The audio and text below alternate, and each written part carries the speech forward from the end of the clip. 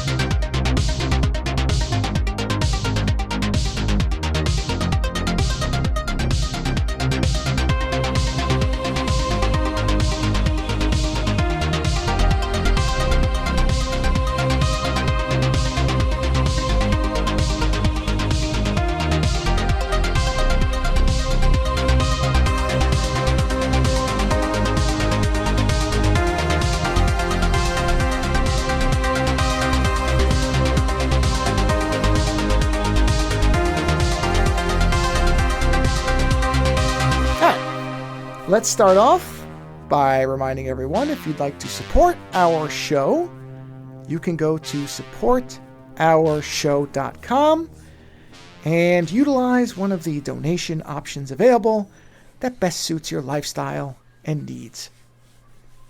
I don't know why I put needs on the end. There's no need to donate, so need is not really an apt term, but it's there. Well, hold on. If you need the shows to be long, then yes, there is a need to donate. I don't know that anybody needs the show to be long. No, I'm just, listen, there's always possibilities. I don't know anymore. There's always possibilities. Look, in all honesty, I had a point earlier in the week where I thought, you know what, 1,000 shows, that's it. I'm done. I was just kind of like, I don't need to do this anymore. I honestly thought that was going to be what you did. I was really wondering if we were going to hit 1,000. You were like, okay, we're good, show's over.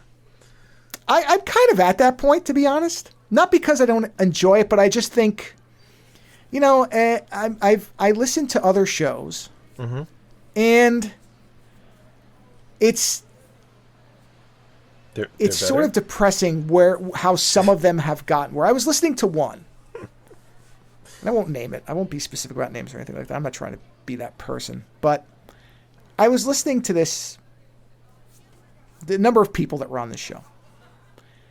And the level of disconnection that was present there for a podcast that originally started off very ground level and just as it's not like a sudden thing and it's not all the time, but I was listening to this discussion and what some of these people were talking about, and I'm like, do you realize how separated from the audience that you pretend to serve you now sound in some of the stuff you're talking about? I mean, these people were talking about things, and as far as I'm aware, and there was nothing in this particular show that contradicted this. I know for a fact one of the people was, but it sounded like all of them were in this country, meaning the United States, which for a lot of people is economically a bit troublesome at the moment, let's say. Or a better way to put it might be that the gulf between people who are comfortable and people who are not is ever widening. It's growing, yeah. It is. And these people were talking about things and being in places, and then also in a way where they were also talking about things like ordinary people should be able to take their opinions and listen to them. I'm sitting there going, okay, you're talking about being here and there, and the stuff you're talking about buying, and you're not in the normal class anymore. So don't talk like you are. That's I think the thing that bothered me. I don't care where people are. But when people take on this aura of we're like ordinary everyday people, no, you're not. Not when you're saying, and again, I don't want to be really specific because it'd be easy to figure out. But it's just, for example, okay, here, I'll put myself in their shoes. I'll role reversal here. Let's say I was talking to you, right? Or any ordinary person who is not on a yacht, who has to actually worry about paychecks clearing and stuff. And I was sitting there going, yeah, I tell you, Folks like us, we really shouldn't be upset that video games are going to be $80 to $90 as a starting price, because, that's just the way everything's going.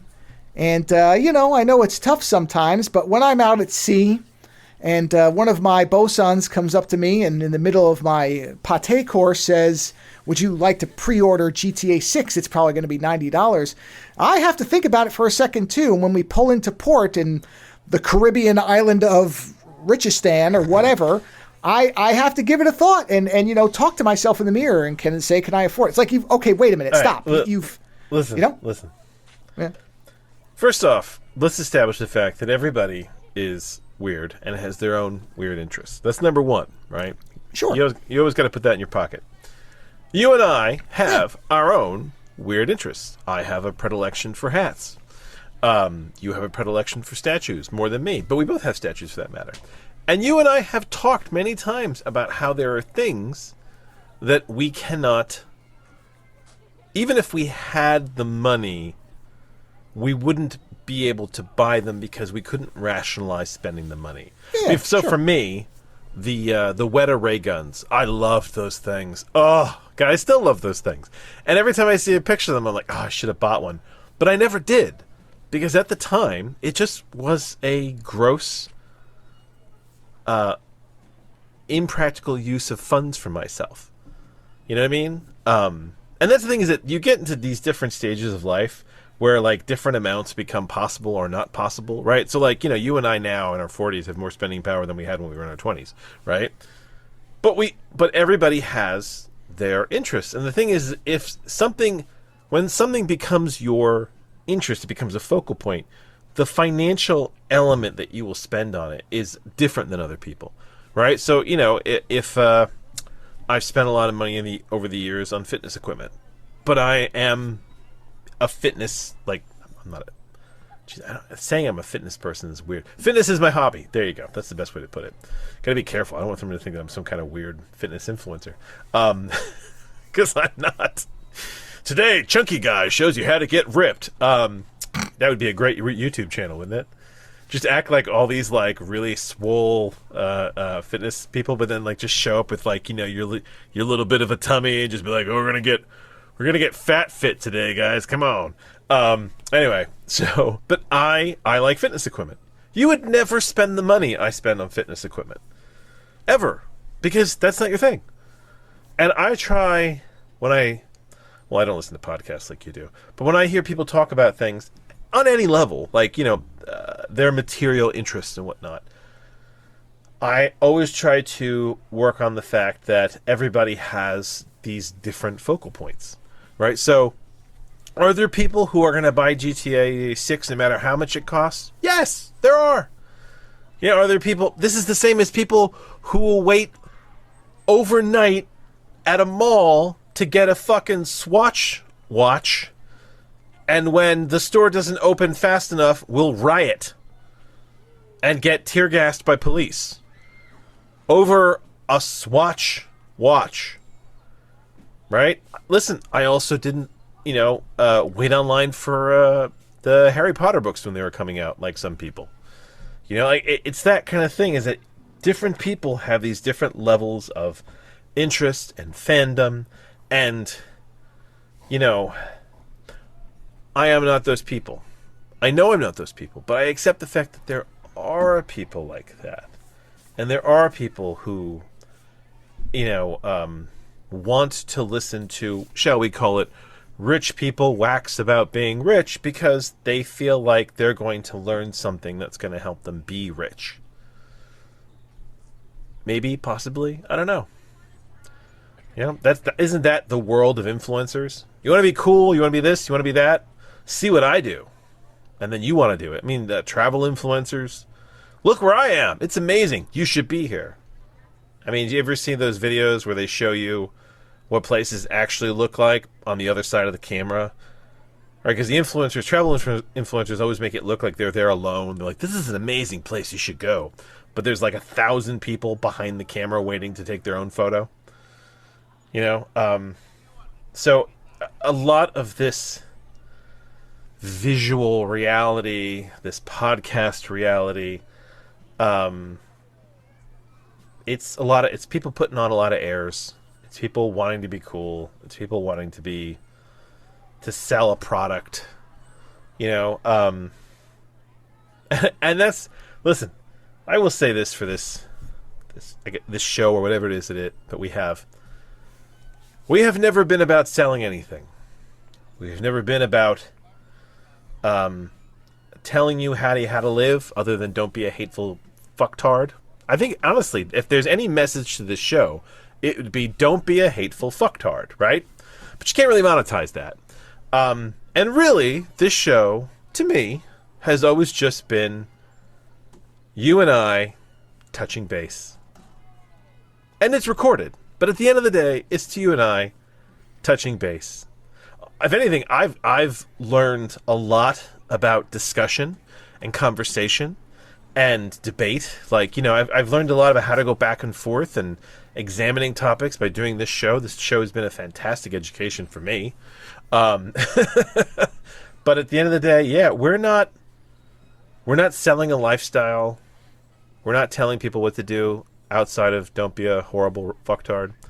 And beyond that, we share. And you have gone to great lengths to try to, especially with movies, to tell people how they can circumvent having to pay for them. Because a lot of the movies we watch are older movies, and they are available. They're out there, and that's a service, because there's people out there, who are already paying for too many goddamn streaming services. So yeah, I understand what you're talking about. I guess I just don't follow those things. It's not me. I don't really care what other people say about almost anything anymore. It's kind of a weird thing. So, yeah. But do you want to sell something? Should we try selling something on the show? No, wait. It's funny you bring this up, because two things. Yeah. I don't disagree with anything you just said, but I used completely the wrong analogy, because you were talking about something completely different than I was.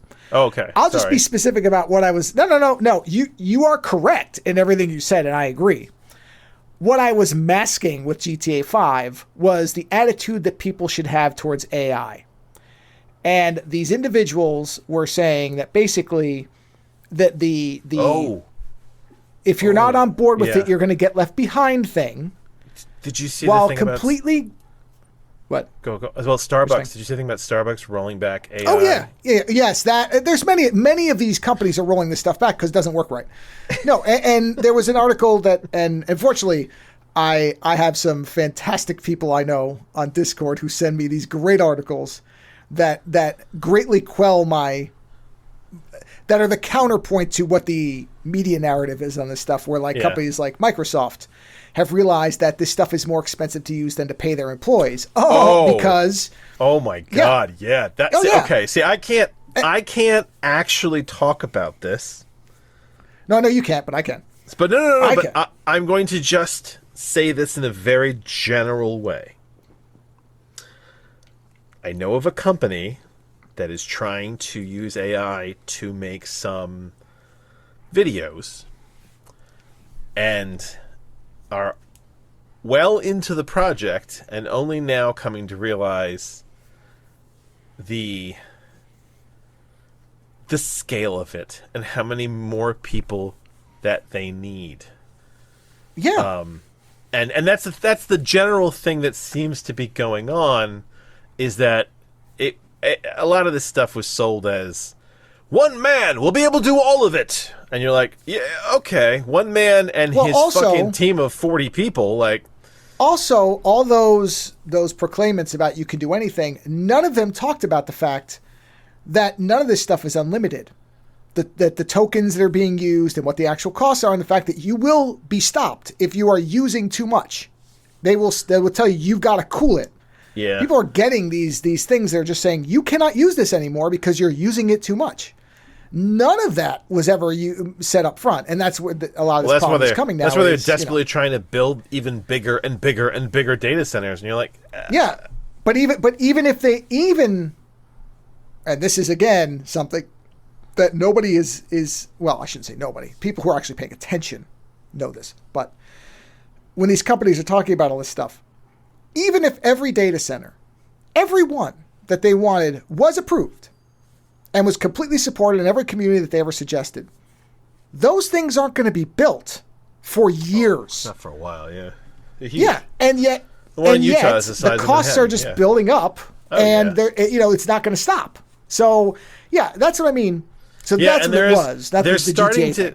There's starting to be a really bubbly feel to it, isn't there? Well, there's been a bubbly feeling, and there is an element of something is going to collapse. It's what part of it and how much. It's just people really don't know. The Starbucks thing is essentially they've been trying to use AI and LiDAR. Taco Bell had the same thing. Remember where the people were coming up, and once they knew they were using it, people would come up and ordered 18,000 waters, and the system was trying to do it and wrecked.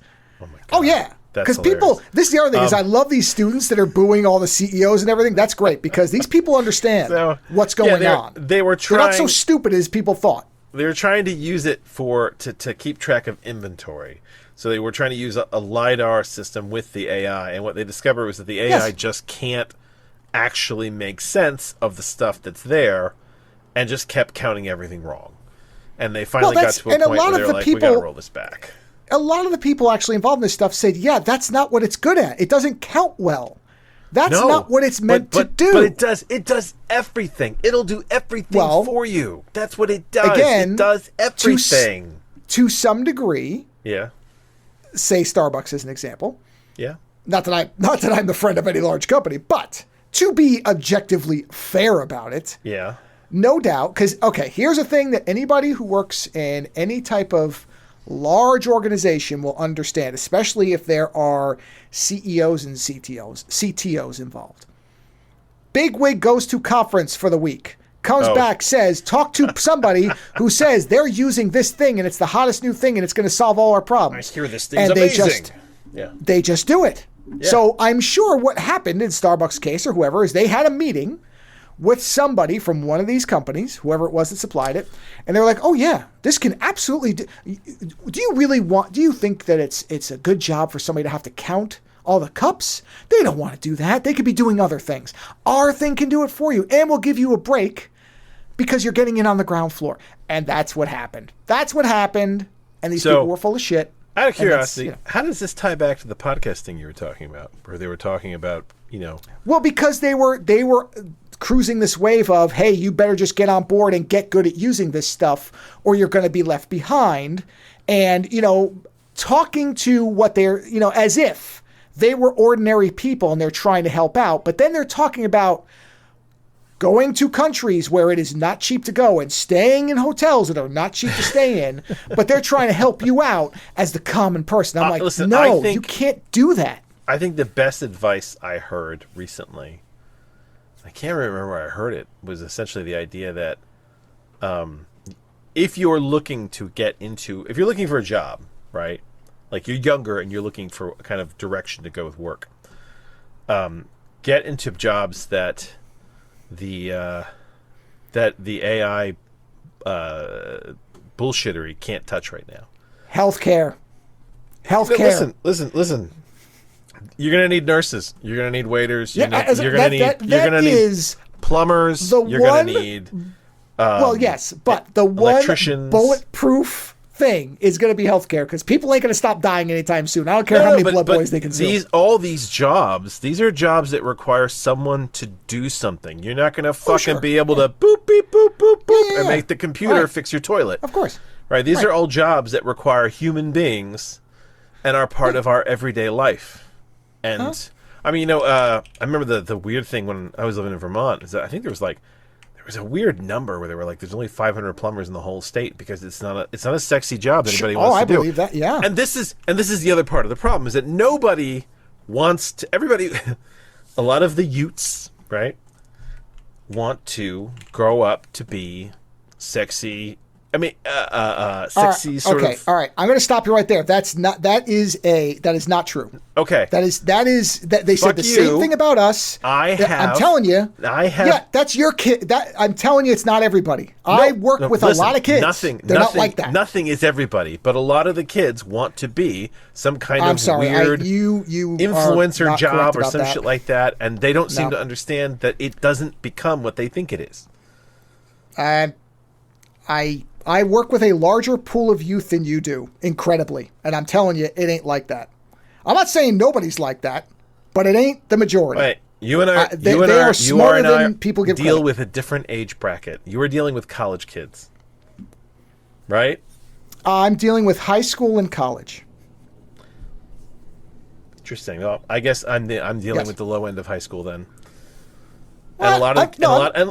And listen, and this goes back to us too, because when we were young, like, because I will give you this, when we were young, we didn't want to do, I don't want to call them grim jobs, but like, you know, they're not romantic jobs, are they? Do you know what I mean? Okay. What was the case when we were young, and I think this is different now, is I remember you had to go to college. I remember that. They were like, you're okay, in our generation, yes, because we're technically tail end Gen Xers, aren't we?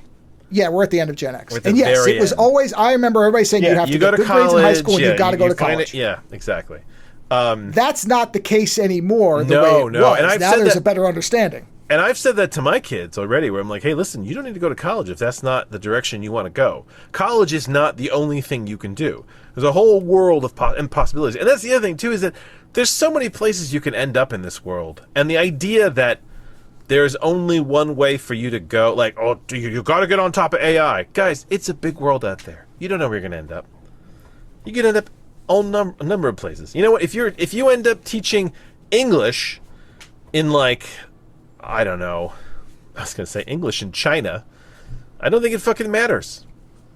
Right? Because, I mean, the AI is too busy teaching itself, or we're teaching it for it to teach English to people. I mean, I feel like the further along we get, I feel like we're further away from the concept of a computer being able to teach people than I was before. The more I understand it and the more I see of the technology, I'm like, no, man, I don't want this thing fucking teaching kids. Because I worry that if you have children that adapt to a stunted machine learning approach to being taught, you're going to breed some really fucked up kids. Well, we're already seeing the evidence of that. That's clear. And again, to credit younger people, they themselves understand what's happening. They're seeing it. They're seeing the ones who have, because there was this thing that just got published within the last, I want to say, month, among all these high school and college age kids, where they're saying, yeah, the friends of ours who are using this stuff all the time, they're getting dumber. They're not questioning what these things are telling them, and they're just repeating incorrect things. So at least they're aware. And that's one of the few bright spots I see as far as younger people, is they are highly suspicious of this stuff, which is good. They should be, because it's being sold to them. Yeah, absolutely. And I think part of it is because these things cost money, and these kids have no money, and they have no job prospects, and they're like, how am I going to afford this thing? Well, so they inherently distrust it, which is good. That's the big joke that's going around, right? Where my grandfather or my father was a janitor, and it was able to pay for a house and 2 kids to go to college, and my wife, my mother didn't work or some shit like that. And then today it's like we both work 2 jobs, and we can't afford our apartment. Yeah, we're in this insane system. There is one thing that is different that I think you'll remember, and I remember from when we were in high school. Yeah. That is a disservice in terms of you're talking about plumbers and electricians and people who have to do the actual work. Because TV is essentially dead for younger people, it doesn't really exist for them. Everything is basically, YouTube or whatever. Most of the ads they see are placed by these companies. So that's what they're seeing ads for. Whereas I remember, and I don't know if you remember this, when I was young. Hold on. Are you going to say something like the Technical Skills University or something like that? Okay. Yes, I did see those. Remember all those? Hey, listen. My high school, which was very special, I'm coming to realize, had a whole art wing.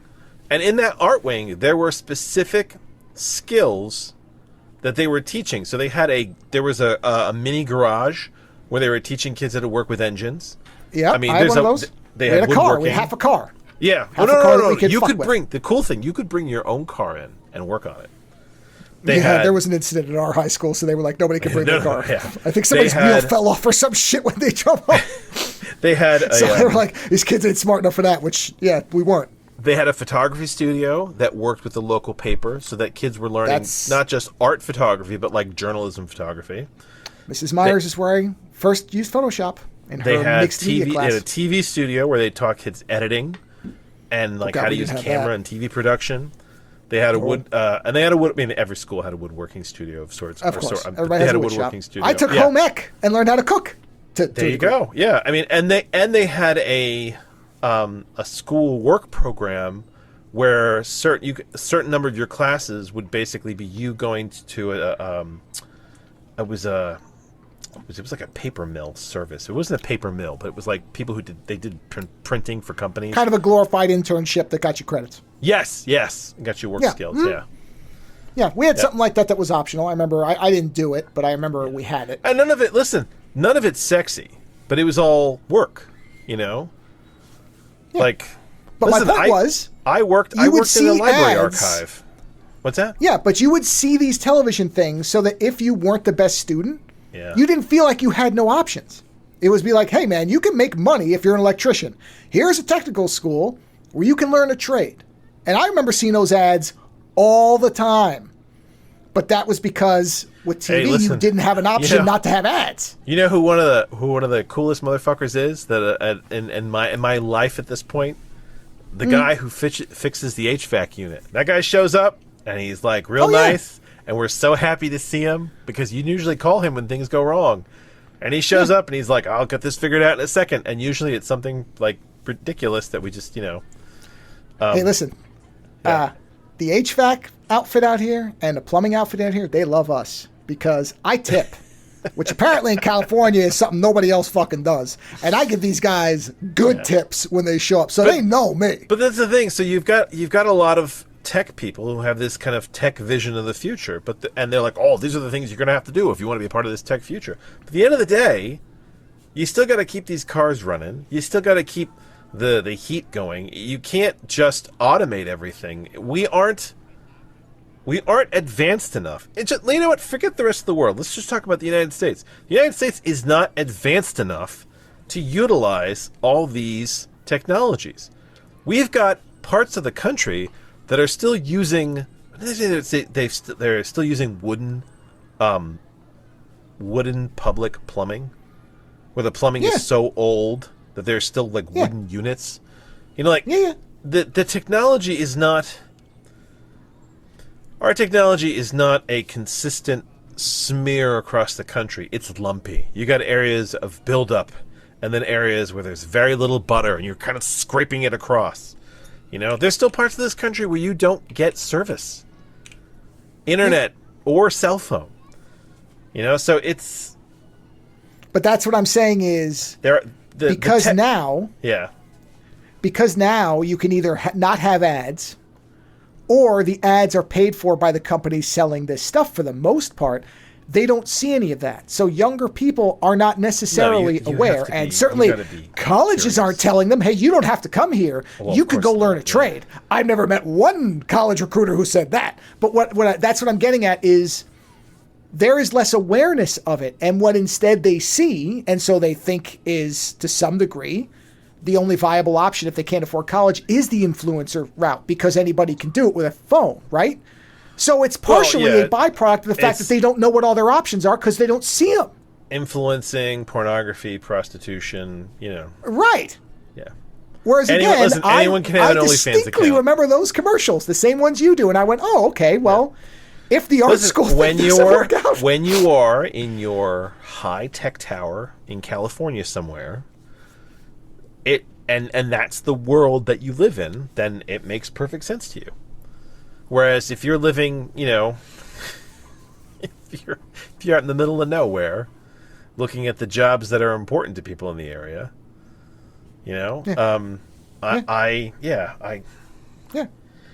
But this is a tumultuous time. Things are shifting.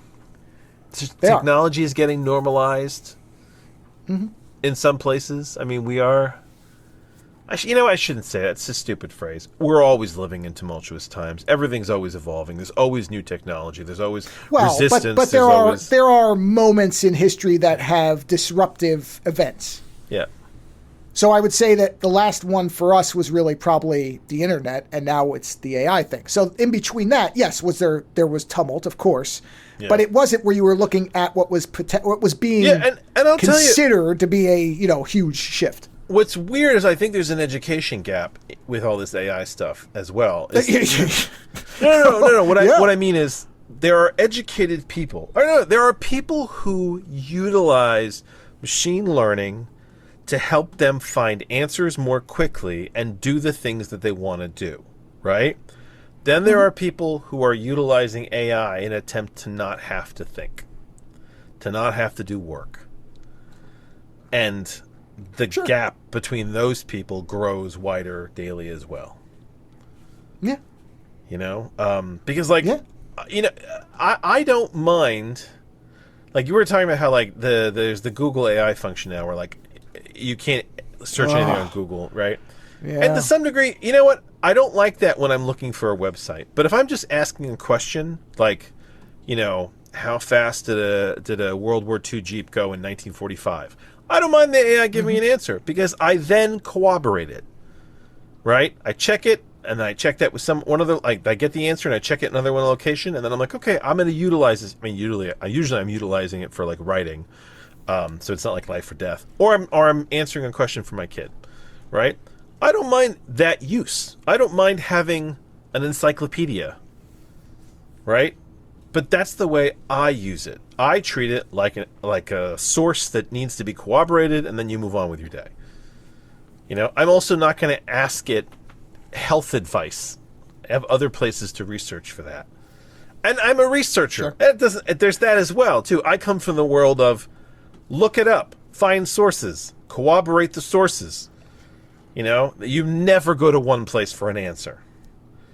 You go to one place for an answer if you're just joking around, you're having fun, But if you're actually like trying to put a worldview together, if you're trying to get an idea, you're trying to understand something, you get as many sources as you can. And don't listen to the AI. The AI makes mistakes. They finally had to put that on their fucking page too. Because apparently people didn't know that. And, maybe this is the white lab coat thing where people, will listen to a doctor or they'll listen to someone and assume that he's an intelligent person because he's wearing a white lab coat. Maybe that's that. Maybe you listen to the AI because you're like, well, it's a machine. The machine should know. You're like, does it? Does it know? The hell is it,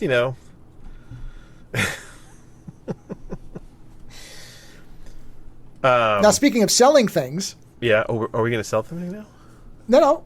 There is something that popped up that I finally, for once, I went, okay, this might be something I would tolerate because it doesn't do anything to the show itself. What's that? So Libsyn has something called Podroll. Now, I'm going to put a link in the show notes so everybody can look at this and tell me if I'm missing something. Podroll? Yeah, so basically, whenever you go to say, somebody looks up our show on iTunes, assuming that, or I guess Apple Music. I don't know if it's called iTunes anymore. Or no, I guess it'd be Apple Podcasts now. So if you look it up, right, you get a listing of here's episode 1, 2, 3, 4, whatever, right? So what this would do, only in that listing, is it would put a suggested episode in between the 2 consecutive episodes. So episode 4 is this one, and then there would be a suggestion, like a search ad, and then episode 5. That could be disastrous. Well, it's very clear it's not our show. Because what it starts off with is you might also like, which is a suggestion. Yeah. I don't find that to be obtrusive because... No. I just think it's funny. Well, so before I enroll in it, I want everybody listening, all 10 of you, to go in and look at this link that I'm putting in there. It's the first link in the show notes.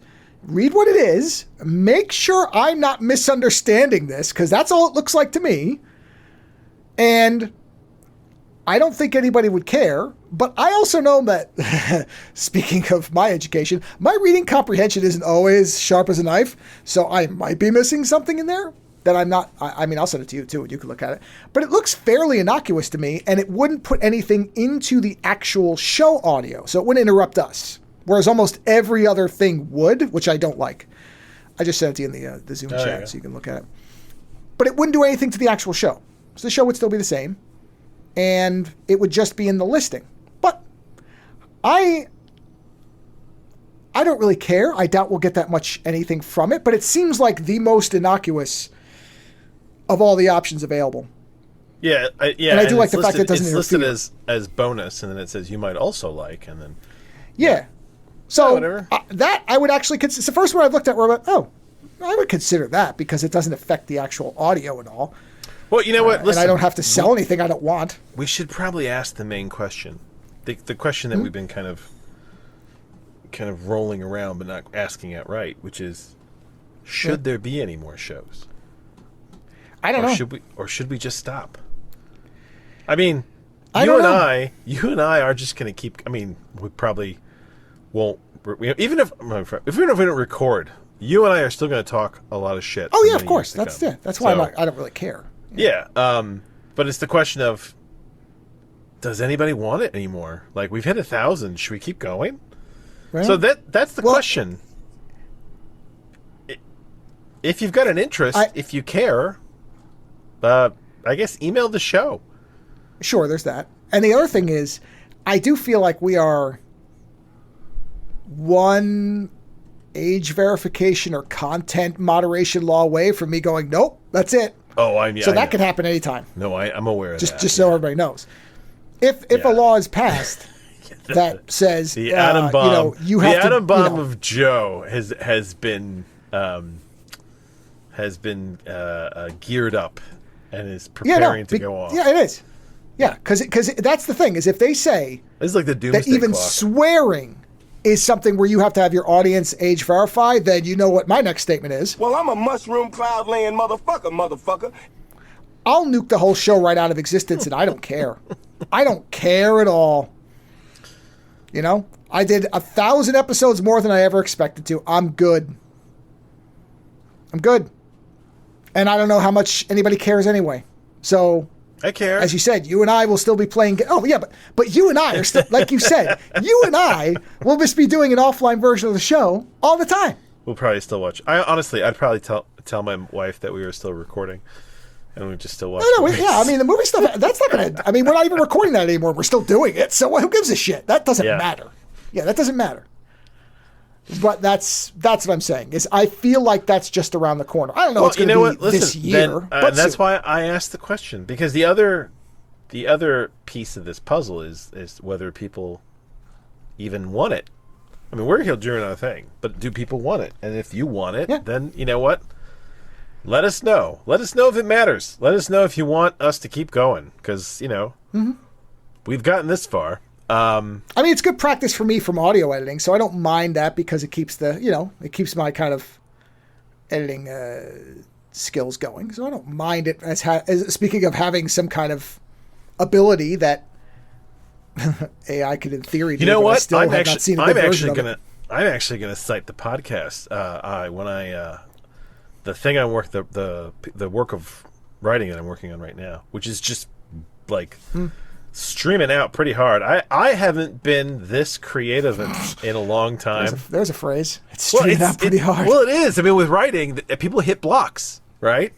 But sometimes you just got the flow, and it just goes and goes. Like I hit the 50-page mark so fast. This is probably the fastest I've ever hit a 50-page mark, and my problem at this point is not that I am running out of ideas. My problem is that I don't have the time to get it out.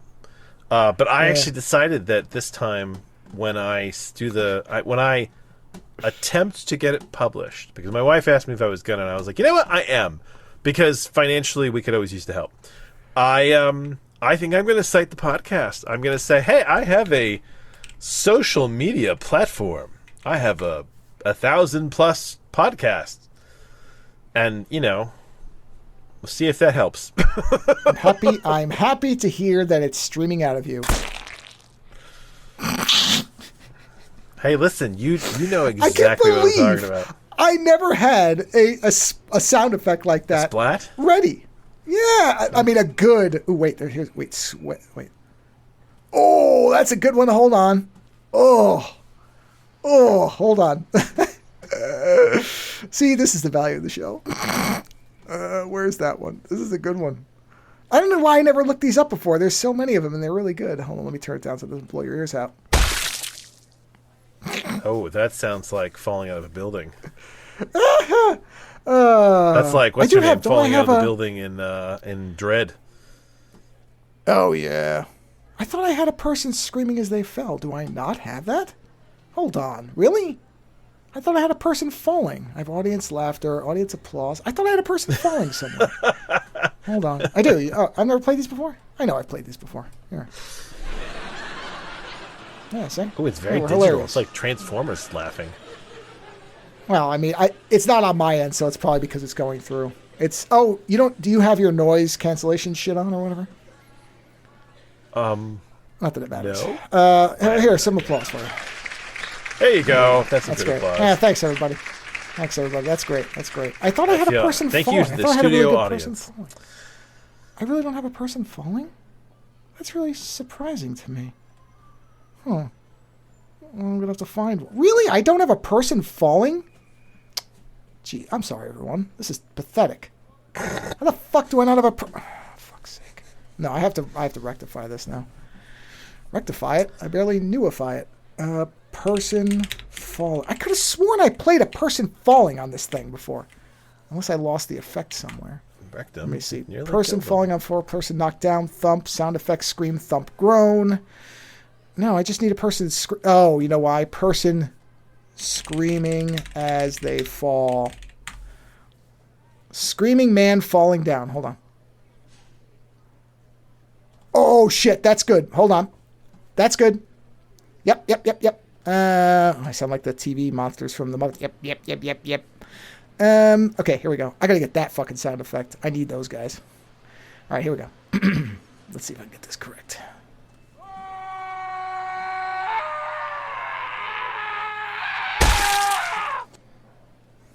Close. Not bad. Close, yeah. That hopefully close. that is not what my writing sounds like. Well, you could hope. But no, I'm having a bit of a creative renaissance after and maybe it's the fact that I walked away from it for a while and then now it's alive again. But good. Yeah, so but rather than steer away from the podcast, I'm just gonna fucking lean into it because it is what it is and it's there. Sure. So yeah. Yeah, so take a look at that link, everybody. It's in the show notes. It's called Podroll. Yeah, see if it's something you would. It doesn't look dangerous. It doesn't to me either. But like I said, I know I miss things sometimes, so I just want to make sure I'm not. Hey, you know what? The something. fact that we've gotten this far and we haven't sold testicle shaving technology or something like that. Oh, the Manscaped. They approached us. I told you that. Yeah, and we were like, I don't think we can do that. I mean, now I think we actually do have the numbers for it. So if they reach out again, I'll be like, I'll sell it as long as I can just make up my wording. Can I say what I want? I'll read the ad copy, but I'm not going to be able to read it without you knowing exactly what I think of it. It's a bit weird. I think that shaved pubes on men looks weird. I agree, but I'm not here to judge other people's lifestyles. Oh, no, you can do what you want. By all means, but I'm entitled to have my opinion, and my opinion is that, it looks weird. I don't think bald eagle looks good on either side. Yeah, bald eagle does get weird. It's funny that you called it bald eagle. It's yeah. Well, it's yeah. I don't think Nair 1000 looks good on either end. I don't. Yeah. And when I say either end, I mean men or women. I guess I mean on either end. Talking about your back end. I mean, I guess Jesus. Yeah. You know what? You just reminded me of something I want to talk to you about. Oh, good. Go ahead. And honestly, it's always a good because we sign. were talking about back ends, and then I was thinking about Darth Maul's penis. Of course.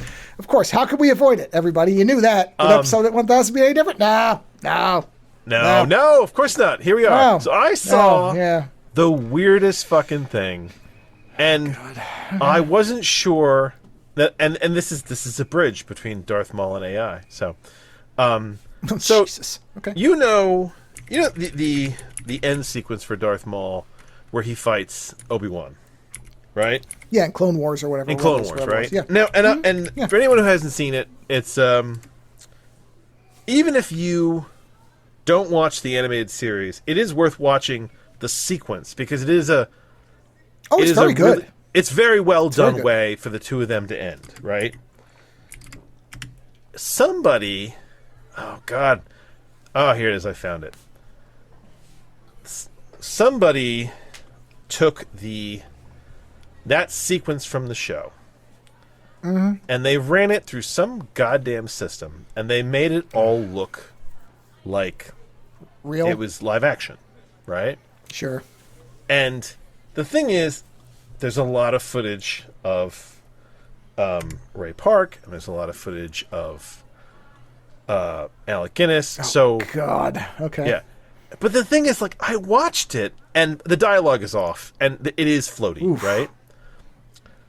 But I watched it, and I thought to myself, number one, this is why actors are getting their likeness copyrighted. That's number one. And then number two, I'm not angry with the person who did it. This was some kind of weird art project of theirs. That's cool.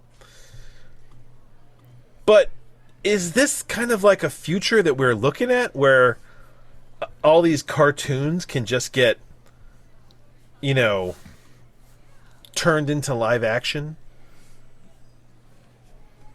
Oh man, it's really weird when you watch it without the dialogue. It looks worse. Really, it looks really weird. Especially Alec Guinness. That looks awful. But what's the Ray fucked Park up one or the Darth Maul one is okay because he's got his face doesn't look all that human with all the tattoos, so you don't really notice it. The eyes are very good on that. But what's fucked up is when you watch it with just the with the dialogue with just there, no audio. Well, no, when you watch it with the audio, it like tricks you into thinking it looks better than it does because they're using the actual audio from the show, which is real actors. Well, the problem for me is the minute you look at Darth Maul's mouth, it falls apart in about 1 second. So it didn't fool me. He's got incredible. Oh, it didn't fool me. He's got incredibly white teeth. But not only that, but his mouth keeps seeming to swallow them into a black hole.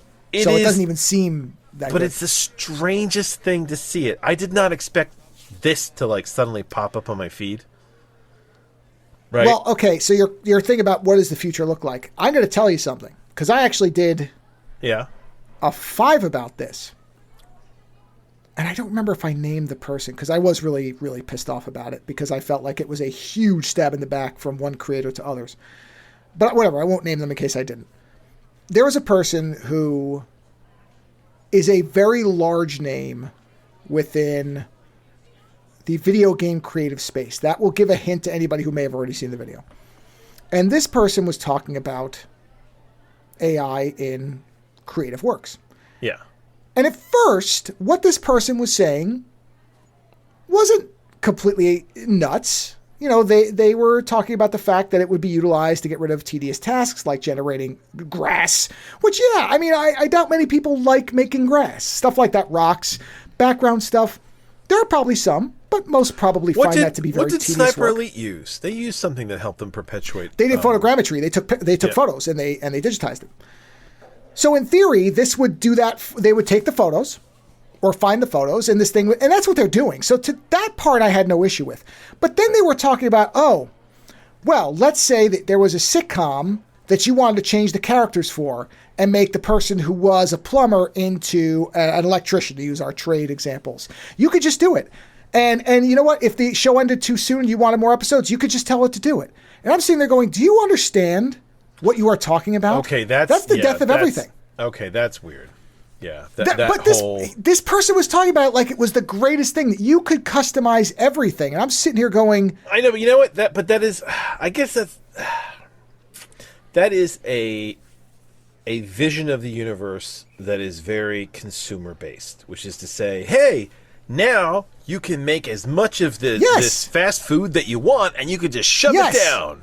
You can just make as much, but the thing is, what you're making is not like, if you don't realize that what you're making may be absolutely empty, and not necessarily changing a character, that's its own weird thing. Farscape, right? Love Farscape. If I could throw all the episodes of Farscape into an AI blender and have it manufacture Farscape episodes for me, right? Well, here's the thing. You're missing the people. You're missing the point. You're missing the writers. You're missing the special effects. No. See, that's where you're wrong. You're not missing them because you could just make your own. Part of what makes Farscape what it is to me, right, is the skill of the Muppets. Working with the people. No, you're old thinking, man. The machines will figure out what they meant, and it'll make 1,000 more episodes that you certainly won't get bored of. We've 10 episodes in. You and I have tested this. I tested this with my writing. Remember when we put my writing in, and we had it spit out the next chapter versus the chapter I'd written, and how it didn't know where to go, and it just kept waffling on itself and recycling what had come before. But that'll get figured out. It'll figure that out. It'll get better. Don't forget, today's version of AI is the worst version there is. It'll only get better. I know. It's only going to get better. And I think that as they make more of this art, you know what? I'll give you a great example of something. I occasionally use AI art to make silly little jokes in the morning, right? Now, here's the thing. The jokes aren't created by AI. I'm creating the joke. I'm making the funny. I just don't have Photoshop skills. And it's just a little laugh that I want to have with, like, one of my kids, right? So I send my youngest a cat meme or a cat gif every day. And, you know, I've gone through almost all of the cat gifs on the internet. So I've started randomly kind of making silly things. But I'm making them, right? They're my funnies. And we're not selling them. We're not trying to replace something. We're just making a chuckle. That's all it is, right? But in my mind, that is still me making something utilizing a tool, right? I'm not making it for financial gain. I'm not trying to replace something. In fact, if anything, I've utilized a lot of the things, and now I'm trying to make my own little funny for a second of laughter, right? Somebody I know got offended by this, and they were like, "Oh my God, you're feeding the machine," and I was like, "Because I'm making a silly joke." Like, I don't mean, yes, every time you use AI, it's learning. That's true, but they were like really offended by the idea that I was creating AI art, and I was like, "This isn't art. I'm not creating AI art. I'm making something stupid to laugh at and walk away." In the same way that people who make certain memes, they're just taking a scene from a movie and writing something on it, which is essentially what I'm doing, right? That still has a human component, right? For you to make a show and just say, "Make the show for me." If you turned to me and said, "Hey, I found the what is it? I found one of I found out that was it Roxo Bannon? Roxo Bannon who wrote or was the showrunner for Farscape. Anyway, wasn't it Rockney O'Bannon? I always know he's got that interesting name. Yeah. I found the original scripts that they wrote for the next season of Farscape if they'd gotten it. All the scripts were written. I've got all of it, right? And I'm going to use AI to create like a mock-up of it, right? So we could actually at least see it played out, right? You know what? I might be interested. Not because I think it'll be Farscape, but it'll be they do like a table reading of a script, right? I would look at that and be like, it'll be an interesting table reading of that script. It's not the show. It's just kind of an interesting project. But here's the thing. What I'm there for is the script that was written, right? For me, there always has to be human component in art. And I think I said this, like, with this moment you take human expression out of art and it becomes something else's expression, then I don't connect with it anymore. And, like, to be crass, AI porn puts me off. They're really pushing it. It pops up a lot. And when I see it, I go, I have no interest. And I know you said the whole thing. Once you realized it was all fake, you were like, fuck porn. And that's fine. Yeah, but to me, it's still people. Naked people doing naked things. I don't really care about the plot. It's the naked doing things part that I find interesting. Mm-hmm. But if there's no people, if it's all just fake, if it's all just not really there, well, that was the part I showed up for. You know? Like, I'm there for the sweat.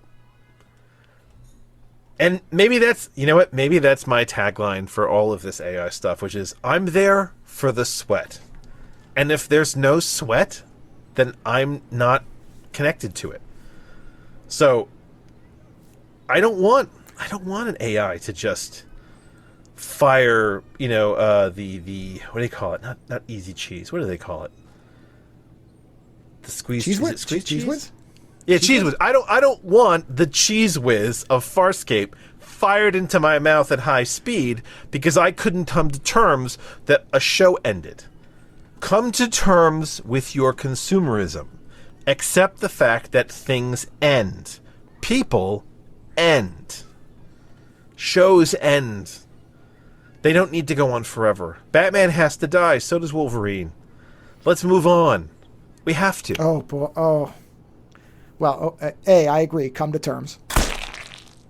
But also, so the response that some people will have to what you just said is, me wanting more episodes of Farscape is no different than your meme factory.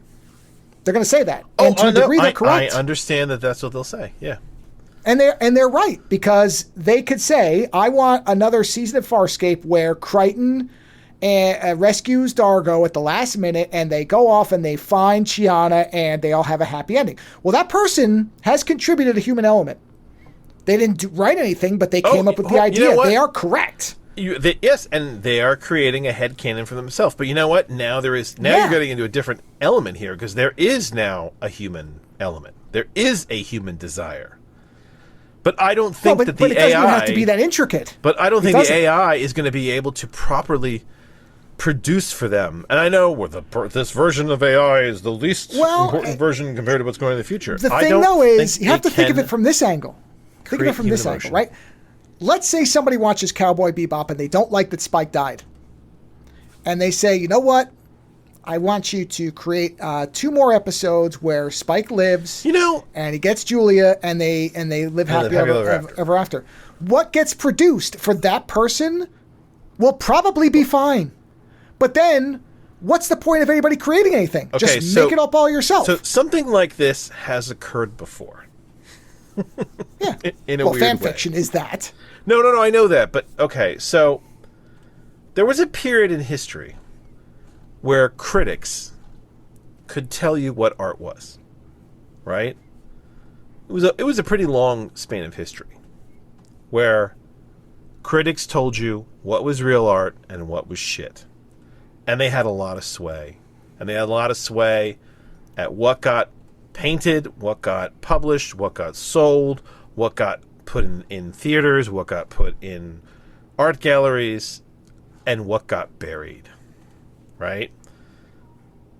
And they held sway for near hundreds of years. Like, critics, we trusted them. They knew what good art was, right? And then we got to what is considered this kind of postmodern age where suddenly everyone was a critic. Suddenly everyone could decide. Suddenly we were beyond one person being able to tell. I mean, if you think about it, right? These days, you basically go pick the movie review site that most aligns with your interest, right? To decide to help you kind of dig through all the onslaught of the vomit of movies coming out, right? And you have the people whose reviews you kind of trust. I have people whose reviews I kind of trust, right? And you don't trust them completely, especially us. But they give you an idea whether it's something that you might even want to try watching, right? But that's a new thing, to have that kind of culture where there is no right or wrong. There is no this is art and this is not. Now everything is kind of art, if you want it to be. We are living in the postmodern age, and the next level of that is this, where man, it's weird, this idea that you're suddenly giving the common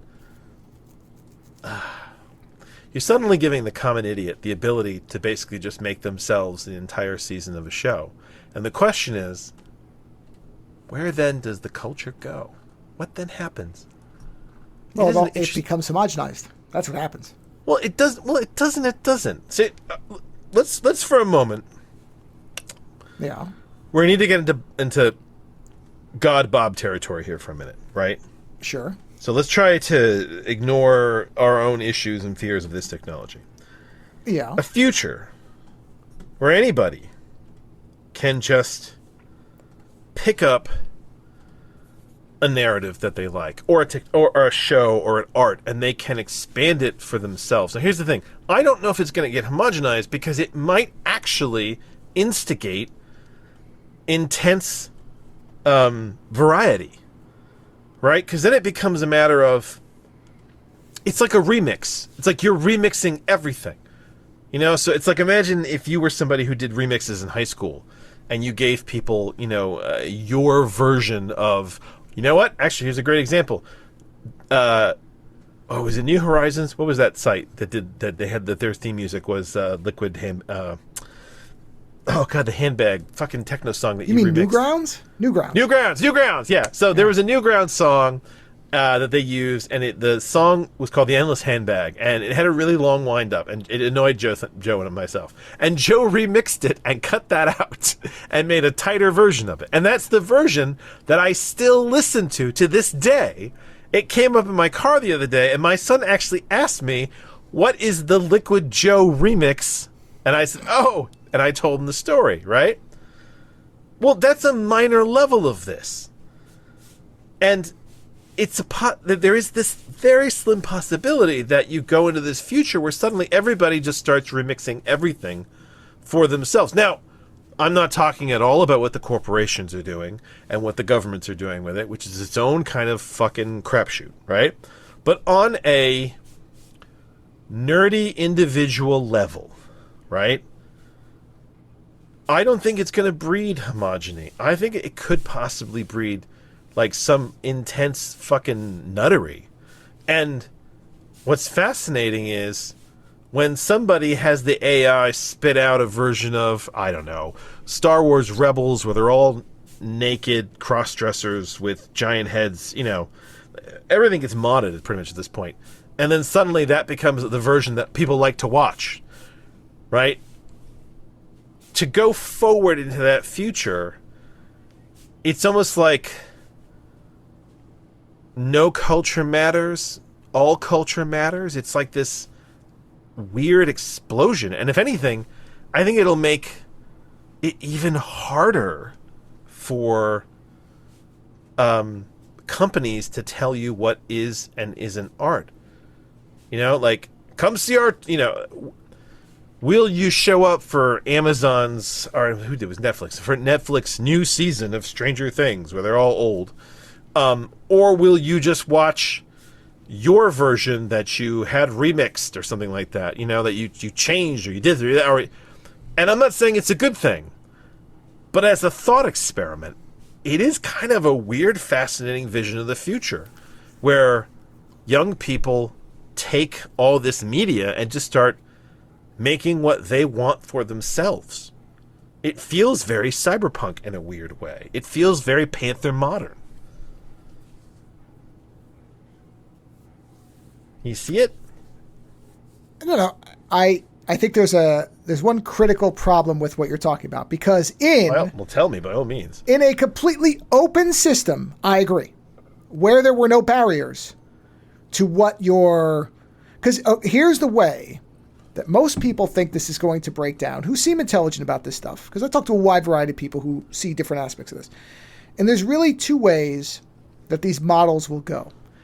They're either going to be your own personal, isolated one that no outside company controls and is only limited by what your machine can power it with, the power of your machine, which really what we're talking about is speed. Although in some cases, certain models demand so much that your system couldn't even run it. God, you just gave me just really quick, that idea that you just said, that makes me think of you're going to have your own personal little AI system that'll constantly be at war with the larger network AIs that are trying to get in. Well, no, Anyway, it wouldn't be, because it would be isolated. It would never connect to anything else. That's what they're saying. If you never connected it, yeah. Right. It would have to be an air gapped, is what the term they would use, means it has no connection to the internet or anything outside of itself. Some sort of dead terminal, yeah. So you would have that, and you would connect that to all the media you like that's on, let's say, a disk or a server or whatever. And you would say, make me a season of Farscape crossed with Odyssey 5, or mix. I want Superman and Wolverine to do a buddy cop show where they solve murders in rural towns in the 70s, right? Oh, wow. And you could do that. Right. Well, you would to an extent, but this is the problem. So there's either that type of thing where it's sealed off. Yeah. And that's the only way you could do what you're talking about. But of course, then you limit the data set severely, because the minute you connect to anything, they're going to have DRM. They're going to have licensing. They're going to cut off what you could. You see what I'm saying? So no. And that's the thing is that idea of the remix future, it works for people. And I said that I didn't know what the corporations and the governments would be up to, but that's the other side of the coin. Which is they're already doing it. It already happened. Listen, Napster, right? You and I were young during the Napster boom. What happened? We were young. Everything was on the internet. We downloaded terabytes of data, right? We walked away with, collections of media, right? The cornerstone of my music collection is still based on Napster and the Pirate Bay. 320 Napster rips. Yeah, exactly, right? Yeah, I know. I only recently got rid of the pornography database that I put together in college from Pirate Bay and Napster, right? It happened. There was a heyday, and then it all got locked down in one way or another, right? Either by psychologically making it so people didn't want to bother doing it, scaring people, or just making it so convenient that you just didn't, right? Right. But there's always this heyday. Yes. So here's the problem with what you're suggesting, is if in fact the only way that likely you'd be able to do this, unless something huge changes where these companies decide they don't want to gatekeep their stuff. I can't tell you 100% that's not going to happen. But I'd say it's probably a 1% chance that they would say, you could just run whatever you want off of our stuff. Because if they did that, you'd never buy their stuff again. So, that's if you had an internal model yeah. that only had access to what you have and never could look outside, and you told it, start doing all these things. Let's fix the end of Game of Thrones, yeah. Sure. But it could only do that within the confines of the data set that you have. So, but could it come up with something interesting? Yeah, I'm sure it could. But it's not going to be able to go that far beyond what... I mean, it can't go beyond what you've got. You're going to need a powerful system with a lot of reference. Yes, because the thing that you're talking about, one of the ways that happens is random chance introducing a variable that was never expected or part of the original set. And that's where these like mashup, creative, interesting things happen. But if everybody's sealed within their own bubble of their data or their media, whatever it is. For example, if tomorrow all the music companies said you have to pay $1,000 a month to get any new music that you don't already have. Let's say that happened. Oh, God. Well, I couldn't afford that. So guess what? Now all I have is the music I've got. And I could tell a thing, make me new music based on my thing, but it's only going to be able to make new music based on that. It's not really going to be able to innovate past what I've already got. So I would never find something genuinely new the way if I go to Bandcamp and I just randomly will click on albums some days just for a couple tracks. Or you go back to what we used to do. Go find a record store. How can a record store exist? How's it going to exist? They can't make any money unless you're selling vinyl records at this point. Well, so how many music stores are around anymore? Records, yeah. Right. That's that's the problem is the heyday you're talking about is what puts all these things out of business. Then they lock it down once all the competition's gone. And now there is no competition. And how many people... I'm not saying that record stores are going to just completely go away. Of course they won't. But when you and I, again, not to make it... Oh, we're kids, but this is true to an extent. I lived, when I was still living with my parents, when I was in high school, within a 20-minute drive of me, let me think about this. I think there were 8 different music stores. There was... Hey, I had a Tower Records, like 15 minutes Tower Records, Media Play, a handful of... Oh, I forgot hole in the wall Play. local. I worked at Media Play. That's hilarious. It was great. Was it Sam Goody? Oh, yeah, Sam Goody. There was one that Electronics Boutique bought, but it used to be its own store, and I can't remember what it's... So as I'm saying, the mall alone probably TGF, had... isn't it? Is it TGF? It may have been. No, yeah, something your entertainment. No, it was like FYM for your FYE. It was FYE for your entertainment. Yeah. I remember what it stood for. Yeah, so in each mall, like there used to be a Walden Books. Hey, listen, and this is the same. Right? This is the same with books, right? Growing up, yes, I had like 3 bookstores, but they were little ones, and then eventually there was a Barnes and Noble, and that ate up all the other bookstores, right? So now there were fewer bookstores, and now the problem is there's only Barnes and Nobles, right? Correct. And Amazon is killing them. I was going to say, and it's only a matter of time until they're acquired. Yeah, you know, but at some point they'll be acquired, and it's there are places where there are still bookstores, small bookstores. Of course, absolutely. But how many people live within a reasonable distance and know they exist? Listen, if you're ever in Vermont, go to Phoenix Books. I think they have 2 locations. They're a really great independent bookstore. There is a great little bookstore that's within 20 minutes of us that has cat ramps built throughout the store, and the cats just roam in there. It's great. Oh, that's hilarious. Owned by this old married couple, but when they die, I don't know if that store's going to exist. Yeah, what'll happen, yeah. Yeah. Yeah, but that's what I'm saying is that's 20 minutes away. That's because I can afford to drive 20 minutes away. Yeah, and you might say, well, if somebody can't afford to drive 20 minutes, have you seen gas prices? Not everybody can. So... And music is technological in that to record it is a technology. Mm-hmm. You know, so it's like it's always going to have to be on. I mean, I wonder if there's. I read something the other day about like a new Luddite movement, and I was like, man, wouldn't it be hilarious if there is. No, it's true. I've seen that. You know, where all of a sudden people were playing tape cassettes and. I have tapes. I've been buying tapes. I no longer have tapes. Any tapes. I have tapes because I like the hiss of the tape, and I know it's a pure nostalgia thing. I know it. I'm not pretending it's anything else. But there is something comforting about hearing that hissing sound. Now, don't get me wrong.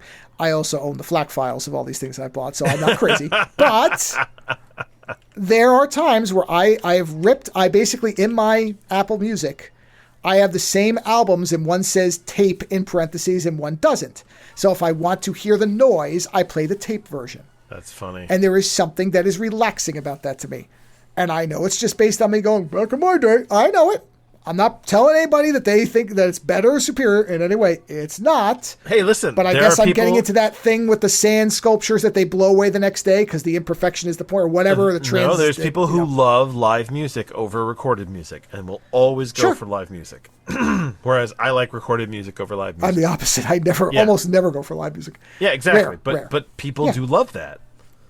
So my point there is, it's going to be tough to have what the I'm not going to tell you that the creative explosion can never happen. Of course, you can't rule anything out. It will happen. But unless you have a massive data set that's varied and has things outside of your normal taste, it's going to be rare. Is all I'm saying.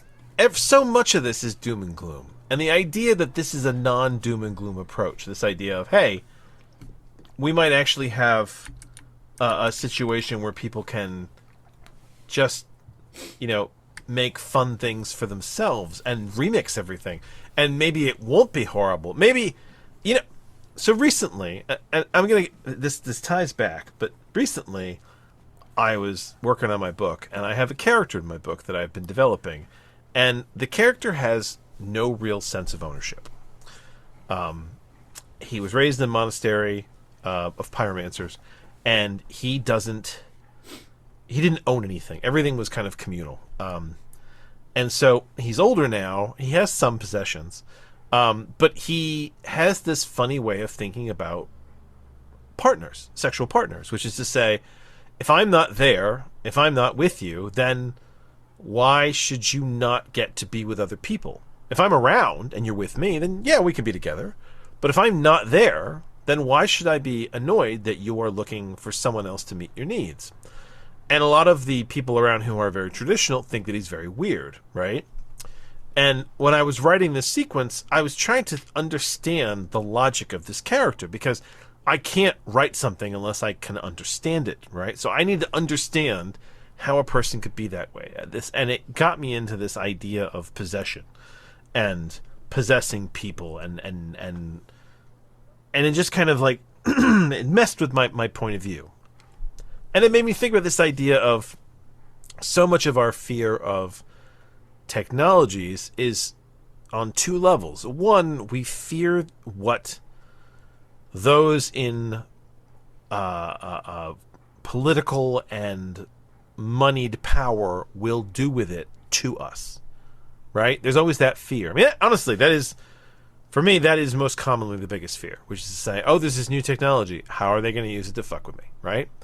But then we also have a fear of the technology promoting change, because we are creatures that find change to be dangerous, because change can be dangerous, right? Lots of change can mean, that your environment becomes unsafe, that you don't actually understand what's going on. You don't understand what the setting is, right? Especially older people who are looking at the culture saying, like ourselves saying, oh, back in my day, and this technology and that, and starting to not understand the ways that you can maintain some kind of control.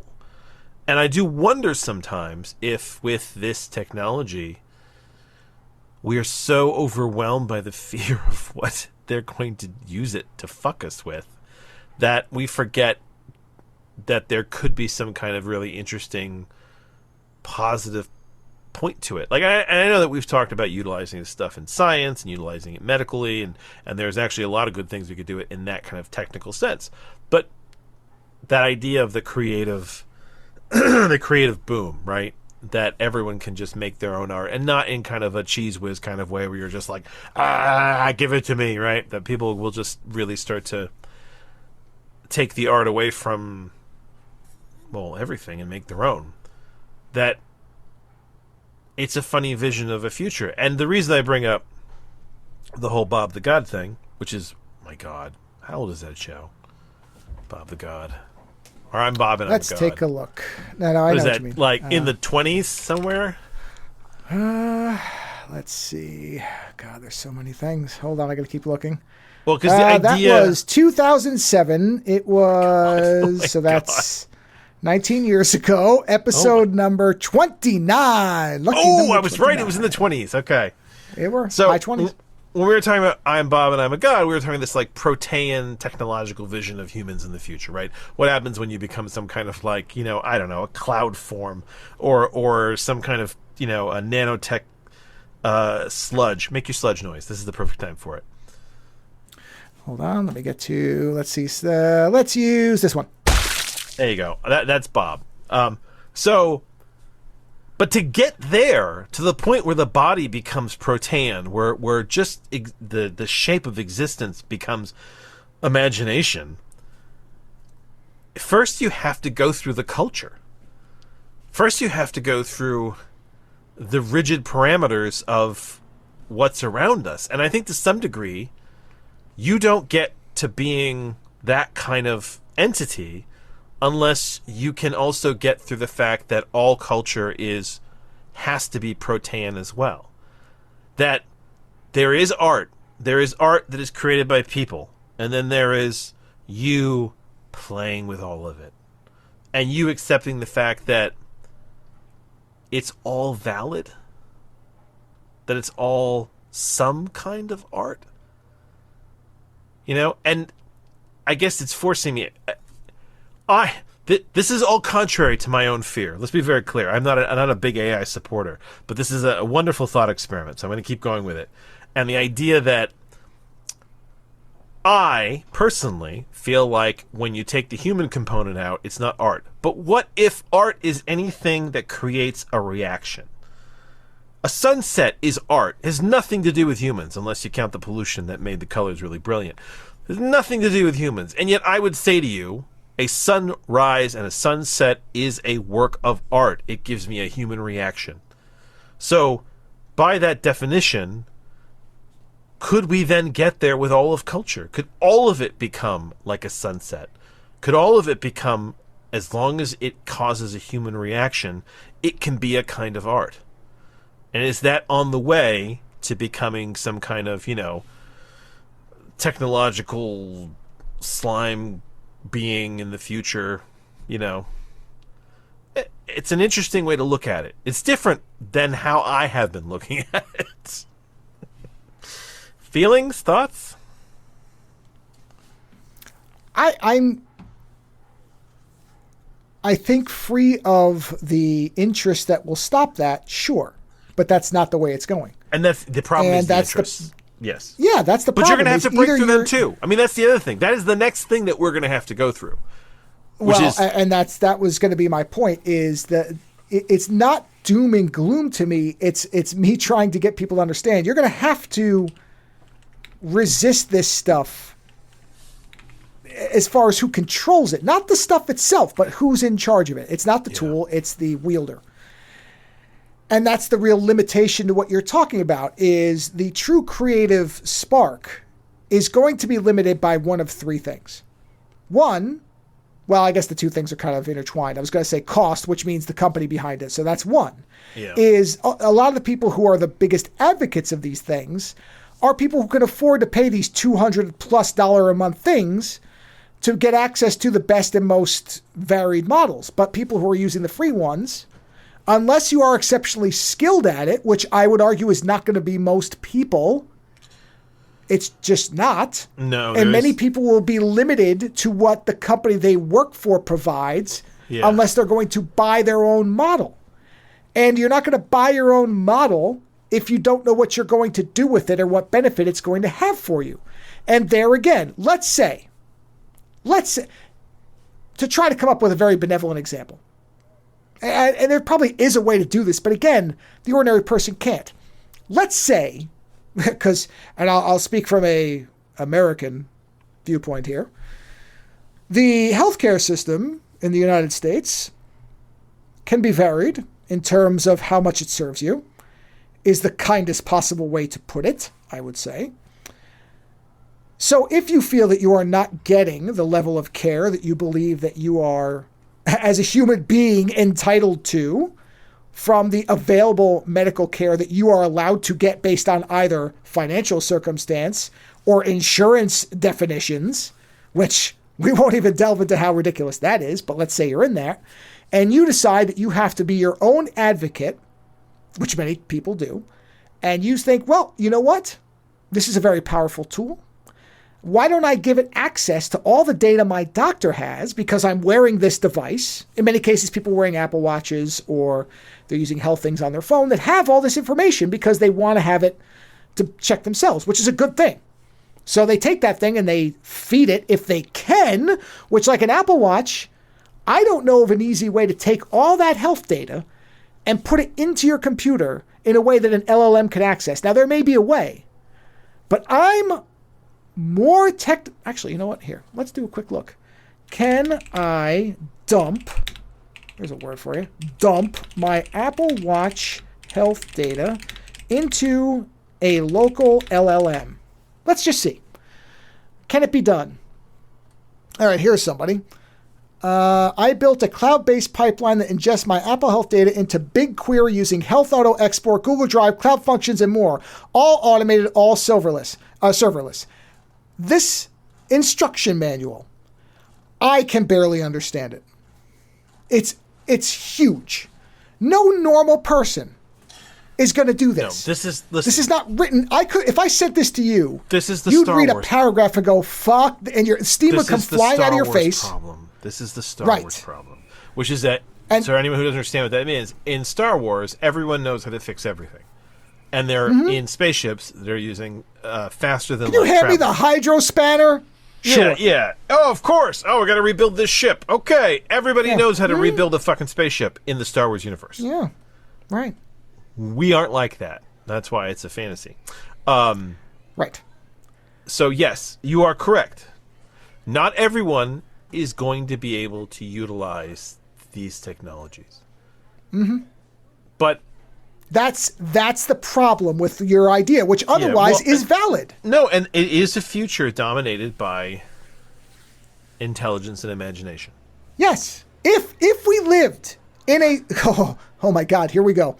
If we lived in a society where creative individuals were encouraged to be creative and have their work be open and accessible because their creativity was subsidized. Oh my God.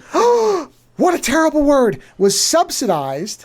So because it was understood that creative output was to the benefit of all, and that having access for more people to more creative works to manipulate, reinterpret, and express themselves through was of benefit to everyone, then what you're talking about would absolutely work. It would be a... I can't even imagine how wonderful a society we could have. Terrible parts too, of course, because humans will corrupt anything, but... Well, they will. I mean, we can't pretend that it would be utopia because, you know... I agree with you. We had this conversation. Yeah. I got in trouble for this conversation. Right? I did, socialism. But yeah, socialism. But communism. Wow, we love it. We love it so much.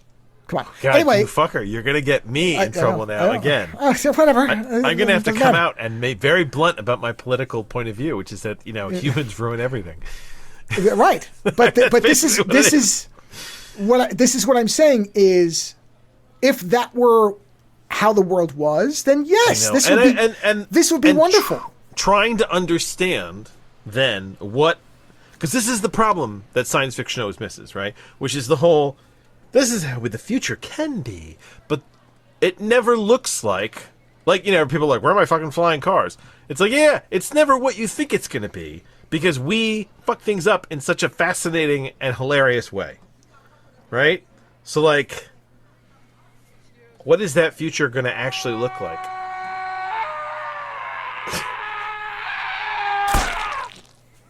And that's what it's going to look like. The answer is, I don't know. I don't know. Yeah. But we've gotten this far.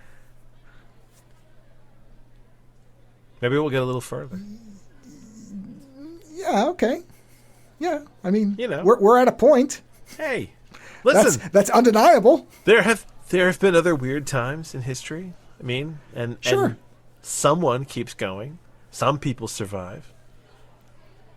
You know, we are headed. I am convinced that we are headed into some kind of soft apocalypse. But well, I think the reason that these, again, I've made this point before, so I'll keep it brief. But some of the reason I think we think, oh well, there have been tough times before and we've made it through, because much of the suffering was invisible. It's more and more visible. And by the way, I'd just like to say, since we're at our 1000th show, if and when the authoritarian powers, you know, gather us all up and stick us in a camp, I'm still proud. I'm still proud of the work that you and I did together here, and I would do it again. Sure. You know, I mean, there are those that think that we're just talking a lot of shit, but you know what? Talking a lot of shit is how you figure things out. Debate, discussion, analysis. This is how you figure out a good idea. And sometimes you talk about things that matter, and sometimes you talk about Darth Maul's penis, and that's fine too. All right. It's time to talk some shit. There you go. We should Indeed. all be talking shit all the time about ideas. So, but you know what? This is the first time that I've actually had this vision of an AI future that didn't depress the shit out of me. Well, that's good. I mean, By the way, like you said, space for filth. Yeah. I meant to play that earlier, and I got a beach ball when I hit the play button, so I wasn't sure when that was going to play. I don't like you said. I don't think it's going to happen because I don't know what we're going to do. I don't know how we're going to, you know. But the fact that it's a possibility, that's the beauty of kind of the randomness of the universe, is that, well, I mean, it's a possibility, and for once, I have a vision of a possibility where there's some interesting creativity going on, you know? But it will always be us at odds, society at odds with governments, society at odds with the moneyed individuals. And here's the thing. Let me come right out and say, I don't think that governments are always bad. I think we as a species need governance. I think that we as a species can get out of control. I think there's too many lazy people. I think there's too many corrupt people. I think there's so many people who think that they're special and think they should get more than others. I think there's too many people who are willing to kill people they think look different in any shape, way, or form. So we need governance. We need rules. We are a species of children. The problem is, I just don't think we've figured out a system yet that can govern us. No government, and let me repeat that so I don't get myself in trouble, no government style can govern us. We are, as far as I'm concerned to this point in history, ungovernable. And those that have tried have very quickly slid into an authoritarian government, which is the heavy hand. Right? And, yeah, I don't know where it goes, because let me tell you, it's pretty hard to be authoritarian when everybody is, some kind of protein goo, you know? Although, you know what? Nanotechnology? You don't really hear much about nanotechnology anymore, do you? That's become a quiet little thing. That was supposed to be, like, revolutionary and change everything. You know, micro machines, all this shit. You don't hear anything about it anymore, do you? It's another fucking vapor technology. It was supposed to change the world. Mm-hmm. They did some shit, and then they were like, we've lost interest. You know? And I'm always waiting to find out what the next thing is. Like when they're like, AI is going to change everything. And they're like, no. You know, now it's smart bidets. I don't know. I don't know what comes after. But something always comes after, historically. Oh, I agree. Something always comes after. Yeah. I was going to say, unless the species gets wiped out, there's always something that comes after. Well, yeah, there is that. You know what? Hold on. Does somebody have a list of all the big I'm going to give everybody an audio rebus. You'll be able to figure out what this is, everybody. So here you go. I've been waiting for you. I see. Is this what happened when you met Mila? No, that's the AI version, right? So if I was one of those people who was making up the AI stuff in the basement, that's what it would be. Here you go. Let's see. I'm just looking to see what, like the startup bubbles that we've had. There's the .com bubble, the telecommunications. This is a sound effect of Gargamel screaming fiber that I have? optic This is called bust, Gargamel? The 3D television hype. Ooh. That's Gargamel? I don't think that's Gargamel. I think that's just a regular screaming person. Was there a 3D television hype in 2010? Oh, yeah. You don't remember that? Where all the Blu-rays and everything had the 3D versions? You don't remember craze. that? Oh, yeah. Briefly spiked. The The ICO crypto bubble in 2017. Sure. The NFTs, zero interest startup boom in 2020. Yeah, well, okay. And but now, that's a cyclical one. And now we're in the AI infrastructure boom. There you go. Yeah, of course. Yeah. And all those previous ones have, at some point or another, crashed. The .com bubble burst. Sure. Yeah, in 2000, yeah. And that's the thing is that when you're in a bubble, it feels like it'll never. I agree. This is going to go on forever. It's amazing. Yeah. You know? How could this ever stop? Exactly. Our Reich will last forever. Everything's going great, everybody. What could possibly go wrong? Anyway. You know what? I'm going to take this as a win. I've had a vision of the future that isn't dismal. I'm happy with that. I know it's just a vision, but listen, that's something to work with. What we need are more intelligent, more creative people willing to fuck around. Not you know what I have just for to do? the money. I have to just clip myself saying this because I'm going to say this again. Okay. I hope you're right. I really should just clip that because that's the thing I think of. Dude, I'm not even the right. positive one. I think that's the funny thing. I think you and I are so selectively positive on individual things. Oh well, yeah, that's true. That's true. I mean, that really is true. Oh man, because like I mean, you don't like people, but you're the one that's like the most social of the two of us. You interview all sorts of people, whereas like I have more hope for people than you, but I don't want to have anything to do with them. It is ironic. There's so much irony. Computer chips. Let me tell you about him. Well, That doesn't relate to anything. I just like flying. if you've got nothing else, we should probably talk about these movies because we got some fucking some heavy shit, some fucking masterpieces. Yeah.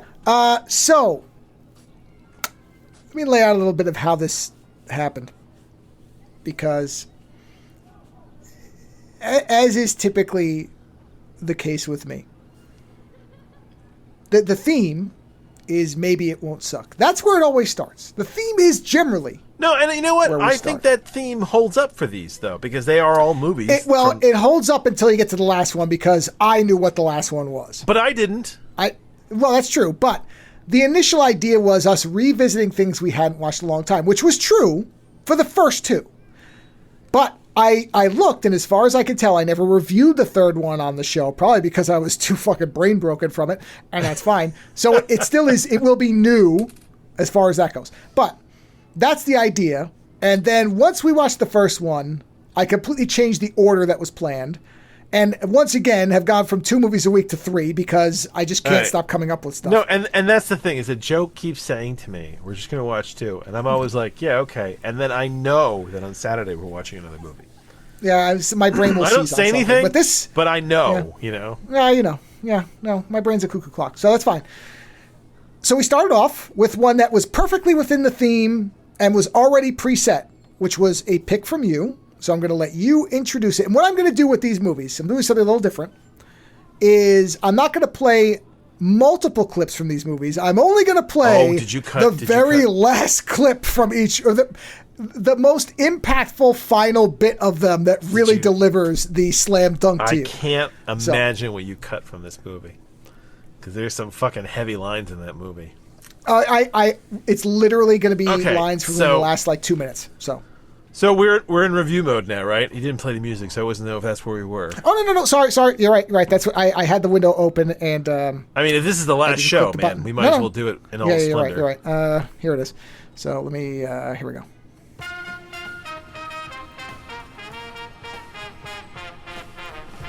You shut the fuck up! Thanks for killing my mom. Yeah, no problem.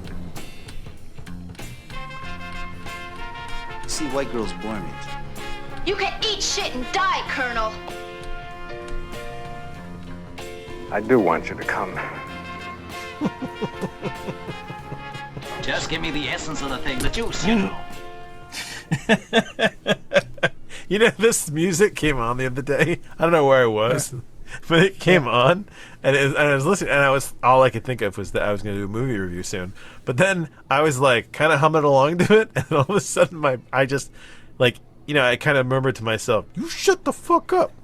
Like it's become a lyric to the song, because that's how I always hear it. So anyway, all right. So there is this movie called The Medusa Touch. I saw this movie a long time ago, and I remember it being very intense. And I'm pretty sure I saw this movie after I had already decided I wanted to be a writer. And the main character is a writer, and I think that's one of the things that kind of connected to me at that age, because I was like, oh, it's a movie about a writer. And, you know, yeah. So I saw it. It had an impact on me. And then I didn't see it again for many years. And so when Joe and I were talking about doing this whole maybe it doesn't suck, I went looking at lists of movies, and I saw this movie pop up, and I was like, oh shit, Medusa Touch. I was like, I haven't seen that since I was like in middle school. So I figured, what the hell? Joe had not seen this movie at all. In fact, had you even heard of this movie? If I did, I don't remember. It is possible I came across it looking at like Richard Burton's filmography or something, but I'll just say generally no. Yeah, and that's the thing is like Richard Burton is isn't one of these actors that usually like draws my attention. But in this movie, I mean, this is a hell of a performance for him. So the skinny of The Medusa Touch is that it is essentially about a writer who may, when the movie starts, may or may not have the psychic ability to cause calamities. I think I said to you, this movie is kind of the opposite of the Dead Zone, whereas the Dead Zone, like, he sees calamities and tries to stop them, right? This is somebody who can make calamities happen. But it's a unique movie in that it starts with a horrible plane crash, and the central figure of the movie, not the protagonist, but the central figure of the movie, the writer, Richard Burton, getting his head bashed in, right? And then these detectives come in to figure out what the fuck happened. And it turns out the writer's not dead. So they bring him to the hospital, and the French detective, who's on loan, I guess, is trying to figure out what the fuck occurred. And as he starts to research this guy, this whole story unfolds about him and most of this information, I mean, comes from his psychiatrist, who basically says he thought he had the ability to essentially cause things to happen. And you get all these backflashes of him possibly causing the death of his parents, him possibly causing the death of his ex-wife, or soon-to-be ex-wife, and her new man, him causing all kinds of these calamities. And as the story goes on, you realize that you, along with the detective, start to go, motherfucker, this guy is psychic. And what you realize is there's a penultimate moment in the movie where the psychiatrist is convinced. And it is a hell of a scene, which we'll get to. But in that moment, she's like, oh shit, I have to do something about this. Because it's so frightening. And in that scene, that has got to be like one of the better psychic disaster. Anyway, so she's the psychiatrist is the one that brained him. But once that mystery is solved, it doesn't matter because he's still fucking alive, and his brain is still like all sorts of active, and the detective is sitting there going, "What is he up to?" And the movie then becomes a story about trying to figure out what the hell this psychic doom machine is up to, and then trying to convince people to essentially to dissuade them from putting themselves in the position where the doom machine can kill them. And comically and horribly, it doesn't work. I mean, they didn't kill the Queen. This takes place in England. They didn't kill the Queen, probably because they realized they'd probably get a rash shit for it. But they got just about everybody else. That is just the quick summation of it, if you will. It's not very juicy. I'm just giving you the bones of it. What are your thoughts on the Medusa touch, now that we've given just the framework of it? Well, the thing that I really found the most interesting about it, there's two things, really. One is that the main character, because Richard Burton's character really is the main character, even though he's not in the movie as much. Yeah. He's the focal point. No, he's the focal point. And his morality is so malleable. Yeah, and that's what makes him interesting, is you'll get one scene where you completely understand why he'd want to kill his parents. Like, they don't seem like good parents. And then the next one, he's just doing things to prove he can do it. Literally, he wipes out an entire commercial airliner full of people on purpose. He pulls them right out of the sky. He pulls them out of the air because the psychiatrist still doubts him. He's like, you know what? He wants to prove it to her, and he wants to prove it to her and show himself that he can just do it. Well, but the thing is, there's parts where he's saying, what am I supposed to do with this? And you said there's a point where you pointed out he convinces himself, hey, I can only do bad things. I can only be an instrument of destruction. Yeah, he wants to have a child, and then when they try, the child is deformed and dies. And that was the one thing he really wanted. And he thinks to himself, I can't create anything good. I can only create death. Well, he says that. he says that. The interesting part of that, which of course the movie never gets into, we don't know, is I don't remember if they say that they couldn't conceive until he made it happen. Or was it that he just willed it a certain way, like willed a perfect child and it got ruined? Or could they have had, if he had just kept his mind free, would they have had a normal child? You don't know. By the way, I did not actually mean for this movie to go into the next movie, which is also about childbirth gone wrong, but we'll get to that. That was completely unintentional. I was not thinking about that at all.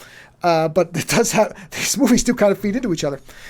It also feeds into the third movie, depending on how you look at apocalyptic scenarios. But that's the thing, is I am not sure that he could only have destroyed, or had he convinced himself I think he convinced himself that he could only destroy. I think that I think that the main character is disillusioned and beaten down by the world, and deeply depressed. And depressed, yeah. And I think that he had psychic powers, but that with the negativity of it all, it dragged it down so he could only destroy, because he had no hope. And this character is what I would be if I had his abilities. You know, I did worry. Oh yeah. No, I've thought many times. I've literally had this thought go across my head at times where I'm like, it's a good thing I don't have telekinesis. I mean, because I would turn into this guy. Listen, I would turn into him. Listen, I'm not going to give you shit, because if tomorrow I woke up and found that I had this guy's level of psychic ability, right? I'm not telling you that. I'm not saying that I would wipe out some governments, but some governments might go away. Let's just say it like that. I'm not going to say it would be me, but you know. I don't think I would pull a plane out of the air because of my fear of planes. No, neither would I. But that's where this guy got to, which is the end of the movie, is that he basically wants to drop an entire church, a cathedral, on the ruling. What he basically gets to, the point he gets to, is humans ruin everything. Therefore, let's punish them. I must ruin those who run everything. Yeah, and basically it's a collection of government and noble families in England all coming for this church, the renewal of this church, and the Queen is supposed to be there. And the Queen, they managed to save the Queen, but he drops the fucking place. He drops it on all of them, and it's quite graphic. I mean, that scene goes on and as is the plane crash. Yeah. Oh, and the plane crash is the most horrible part of the movie. Watching that is so tense, because the way it keeps focusing on his eyes, and the people losing control of the plane, and then they did it all with models too. So they actually ran like this fucking model into a building, and the whole thing blows up, and then the fucking psychiatrist behind him having a total breakdown. Like, yeah, this movie goes places. And yes, I think it's an amazing movie.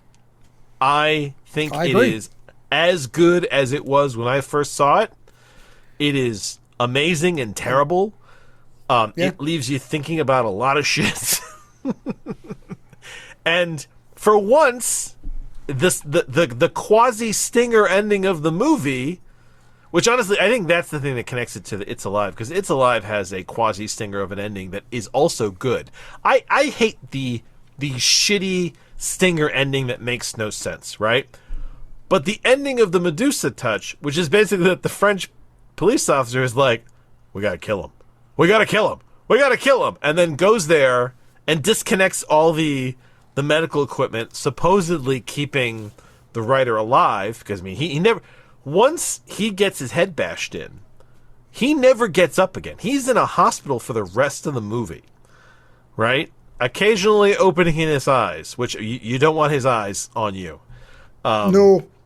But when he gets... but at the end, when the French police officer gets to that point, which we kind of assumed he would, which he was like, we got to kill this guy, and tries to pull him off the life support machinery, not only does this guy open his eyes, but then they give him a pen and he writes down one word. What is that word, Joe? Well, how about I play the clip for you that I have? Oh, so this is the very Okay. end of the movie. Where this is literally the end of the movie, going into the credits, where the French police inspector and the doctor are in the room, and the whole thing that you've been watching in the movie is this brain monitor. And the doctor says, incredibly, for somebody in his state, we're seeing high activity in his brain. And high activity, they use this very specific sound, which is very disconcerting. And the more of it you hear, which is important for the clip, the more active his brain is. So after the church collapse, they're in the room, and this is the very end of the movie where he's written something on a piece of paper, and you're going to hear you're going to hear them read out what he is writing and the final voiceover by Richard Burton. Windscape. The nuclear plant.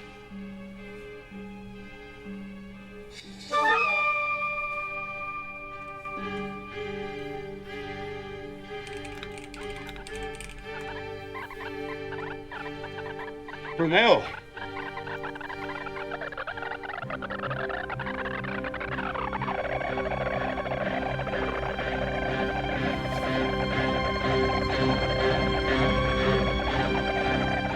I am the man with the power to create catastrophe.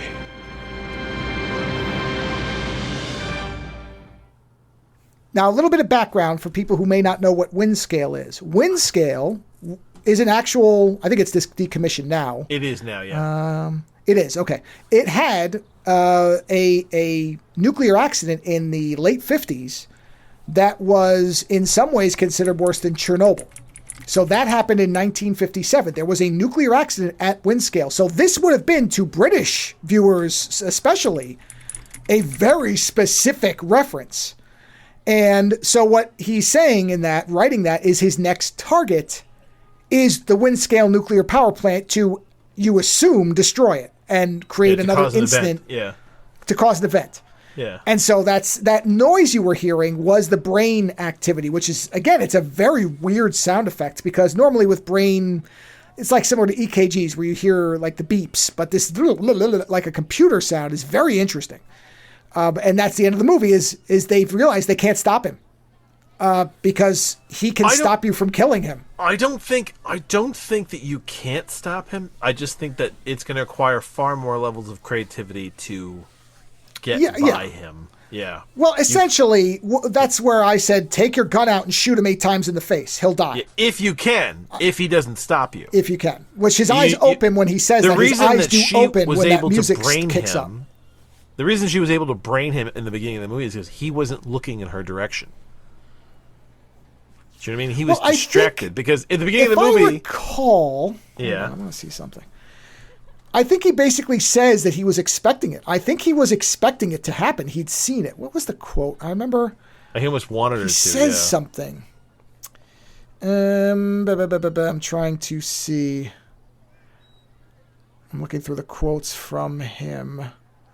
No, it doesn't say. I thought he did say something like, I expected you earlier or something like that, because it does seem like he knows what's going to happen. Like he's got some kind of precog thing too. His power is not entirely explained, but it seems like it's a combination of a bunch of different things. Yeah, I think there is some minor precog in there, yeah. Yeah, so I almost wonder if he wanted her to kill him. And then the fact that she didn't means he's like, well, I guess this is what I'm here to do. I think that was the last straw for him. The fact that she couldn't do Nothing the is going right to stop thing. me from being what I am. Yeah. You know? So. I mean, I enjoyed the hell out of this. It was, I mean, like I said, it is a very, very heavy movie, but I thought it was amazing. Oh, they're all heavy movies. I know. But like, even the mystery of it, because the thing is, like, I already kind of knew what it was because I remembered vaguely. I don't remember all of it, but I remembered it vaguely. Joe didn't realize it was a psychic movie at first, so it presents itself in a very good way, where like it doesn't feel like you're watching a science fiction movie, does it? No. My gift is the ability to identify actors when they're far younger than they originally saw them. And that is one of the weird things, because the detective's sidekick is his English counterpart. Yeah, his English counterpart is the German Nazi general from Last Crusade. Yeah. Which I guess didn't you say I thought he was German? And I'm like, no man, he's a British actor. I really only know him from these two movies now. I don't believe I've seen him in anything else. Yeah. That I know of. Also, so I knew nothing about him. Just on a but weird I knew him the thing, minute I saw him. I'm like, that's the fucking German colonel. I knew who he was. There's also a really weird element in here where I almost got, and maybe this is a modernist angle, but I almost got this weird feeling like the detective and his British counterpart were like involved in some kind of weird way. Oh, yeah, I did too. Yeah, we're like they were together in this apartment, and the one guy was making dinner, and they were like, yeah, there was just something very domestic about the two of them, and then maybe that was just the age, but it very much felt like they were like some kind of couple. Yeah. But yeah, this movie goes to all the places you don't expect it to go.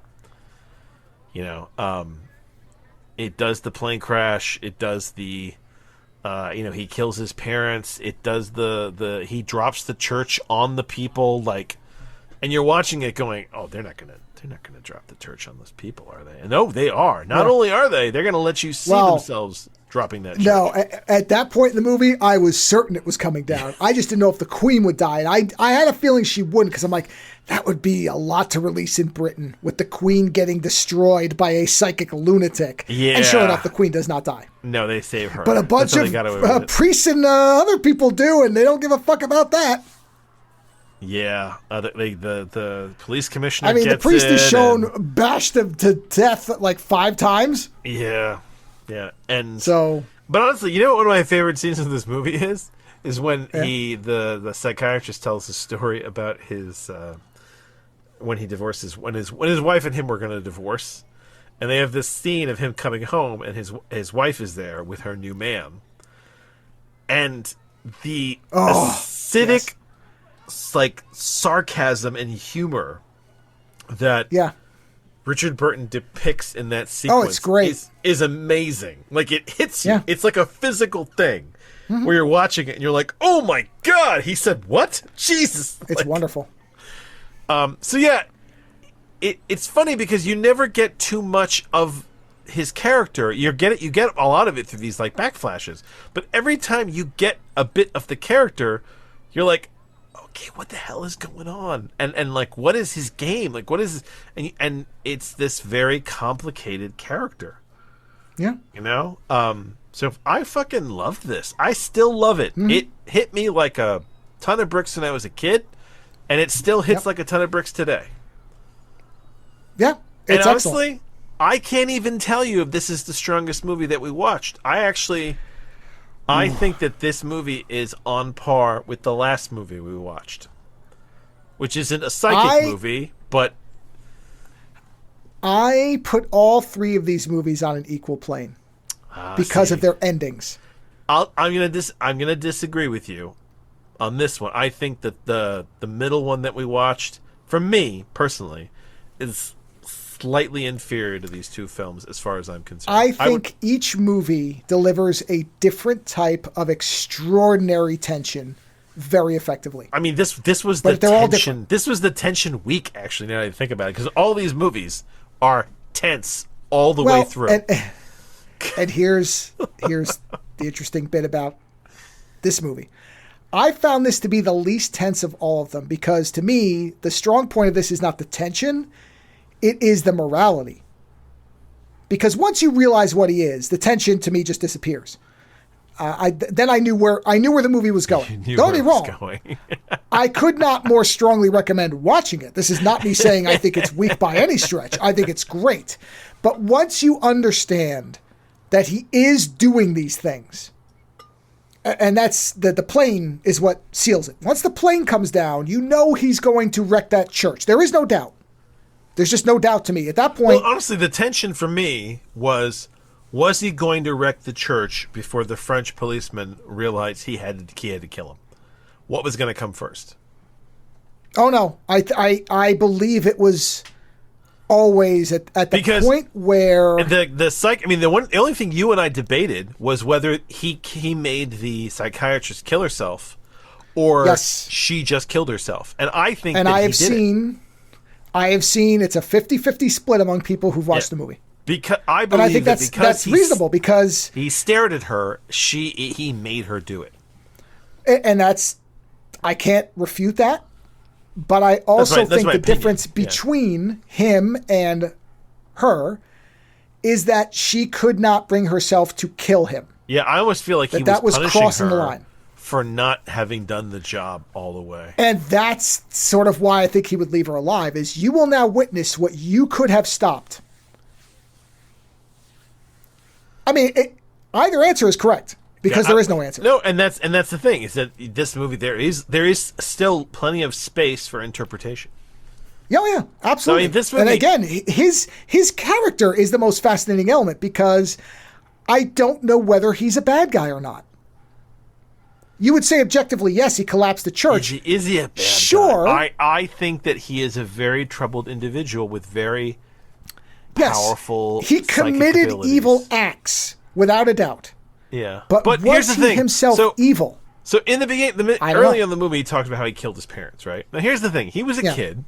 He heard his parents say some very hurtful things about him. Right. And then they were at the beach. He looked at the car and he looked at them, and he probably had some kind of adolescent. Or no, he wasn't even an adolescent. He was a little kid. He had some kind of little kid thought, like, "Oh, my fucking parents are talking shit about me," and I think that I don't think that he actively wanted to kill them. I think that he had negative thoughts toward them that translated into the car basically being pushed in their direction. Oh, yeah. No, it could have been as simple as, God, I wish they would just stop talking about me. And the car brake came off. And that's the thing, is that later on in the movie, the fucking neighbor talks about how he feels that the writer killed his wife. And then you see the sequence where basically she was being very obnoxious and she was yelling at her husband about all kinds of shit, and they were being very loud, and it was getting louder and louder, and she's made some comment like, well, maybe I'll just jump out the window, and the writer finally yells through the wall, well, why don't you just do it then? He says, for God's sake, just jump. And then she does. And then she does. and the thing is, the thing about that particular sequence, which is exactly what I'm talking about, although before I go any further, 200 hours later, that is, I don't know when that is it is definitely before he crashes the plane. We know that.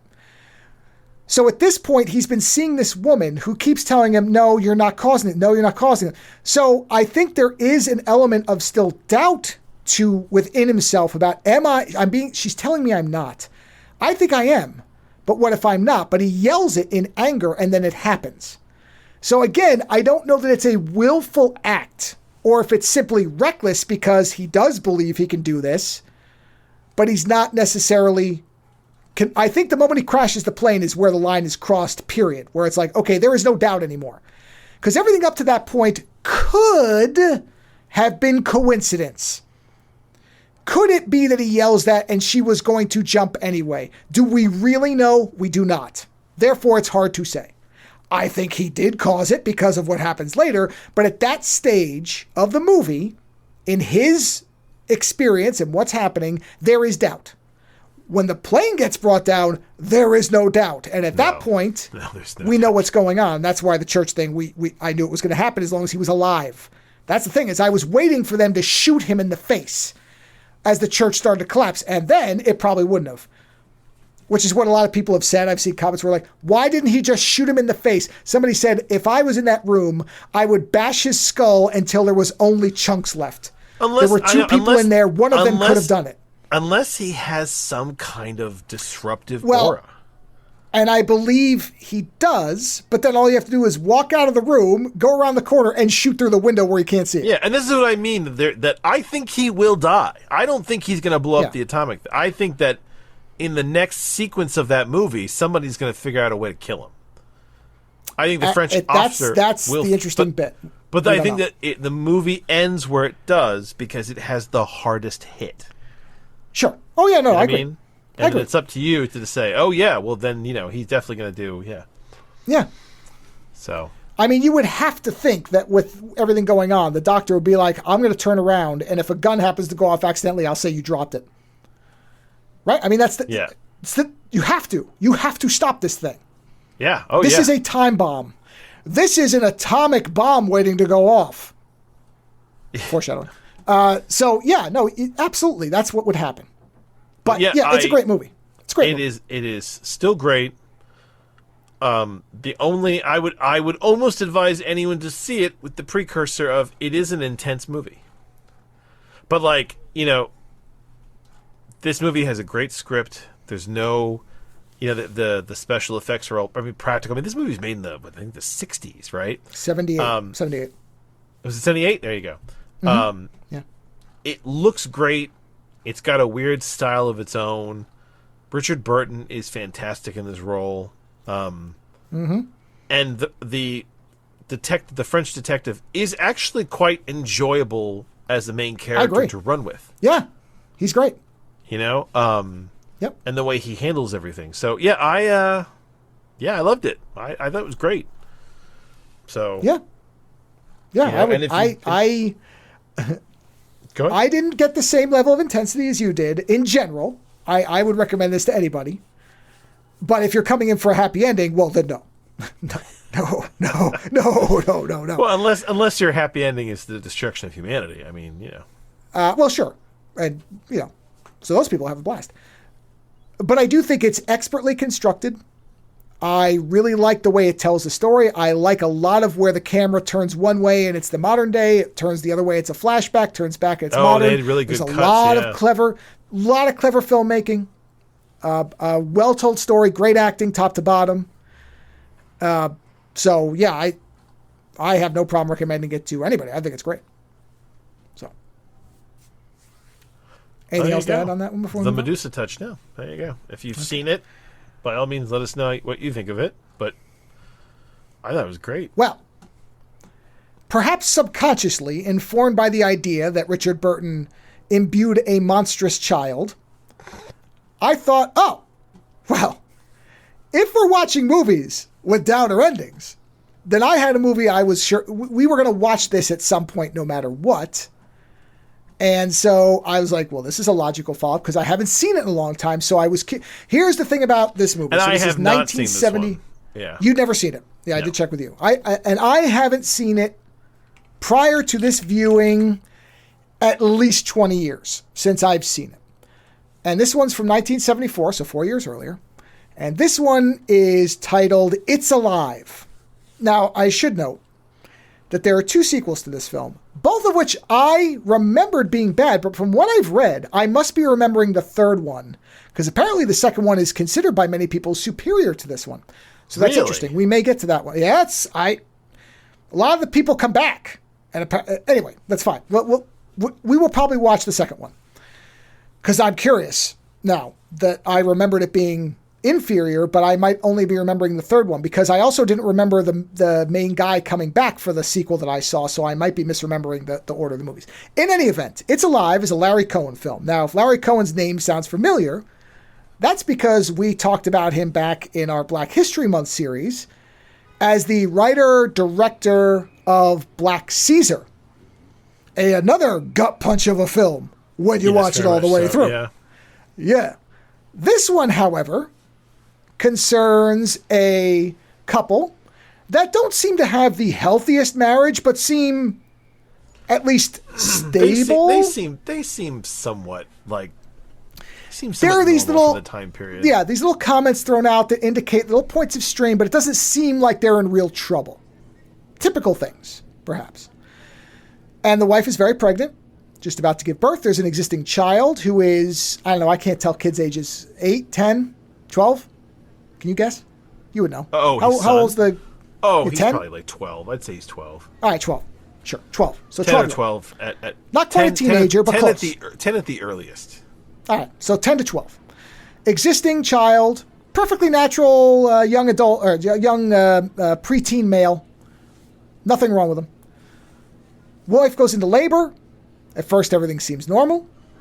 And then things start to seem a little wonky. And then there's a point where a guy comes out of the delivery room with his face torn open. And the husband goes into the delivery room and everyone's dead and the wife is strapped to a table shrieking. So before I go any further, I said this in my short review. I'm going to say it again now. If you are an expectant parent or you're planning to be, don't see what I'm saying about the intensity difference? Don't watch this movie. Because speaking as somebody who went through that experience, this movie affects me differently than you. So yes, it is intense. Yes, but I'm aware that if I was somebody who was in that scenario and I watched this, I would be having nightmares. Yeah, I would not be able to shake. I don't obviously think that if I was having a child, I would expect it to be a monster. No, but it's the I would chaos. be afraid of. It's the chaos of everything going horribly wrong. Yeah. Well, this movie in many ways is a blown up version of what happens if there's a problem with your child when they're born. Whatever it is, that something goes wrong, whatever you interpret that as. This is simply a monster version of it. But the reaction, this is the thing about the movie that you and I both keyed in on, because I remember the very beginning, which was the delivery room massacre, and I remember the fucking last line of the movie is seared across my brain from when I first watched this, which we will hear, but we're not there yet. Yeah. But I couldn't remember if the middle was titanically boring. No, and I remembered it's tense because I remembered way more of the baby in it. Yeah. And see, this is like my wife and I just watched Legend because we're doing a Tim Curry thing all weekend. Yeah. And you remember Tim Curry's character way more in that movie than he's in the movie because he's so awesome. So you think he's all through it, but at least I guess depends what cut you watch. We watched the director's cut where he doesn't really show up till the last 20 minutes. You hear him, but you never see him. You don't see him in his full, demon thing. But you remember him like he's in it more if you haven't seen it in a while. He so stands out. And this thing with the baby was the same way. I remembered the look of that baby, so I kept remembering seeing it more than you do in the movie. Where you get these really quick cuts. But the director was really smart in realizing that. Very smart. You needed to give you as little of it as possible. Just glances to kind of work on your imagination. Yes. So what the movie really becomes is this intense study of people, specifically the wife and husband, falling apart under duress and what's happening to them. And that's the thing. The movie, rather than focus on a monster killing people, don't worry, the monster is killing people, but it focuses on the aftermath of these two people who the father it feels like he's done something wrong. He's trying to kind of push the idea of this child away. The mother's he's disassociating the baby as being his. And he actively says, that's not my son. Yeah. And the mother is at first like, where's my child? What's going on? And then she goes into this really weird psychotic, everything's fine. I'm just going to make dinner. And then around them, you've got the cops who are trying to find this thing because it is killing people. You've got the doctor who's like, oh, we should study this, who are coming to the house to sign the rights to the body so they can study it. And the doctor himself is torn because one group wants to study it for medical science and another group wants him to fucking destroy it because they're worried it might lead back to the effects of pollution and chemicals and their effect on babies. Now, I should point out, much like Wind Scale in Medusa Touch, there was, I can't remember the name of the drug, there was within a few years of this movie, there had been something with a drug and pregnancy and deformities and problems.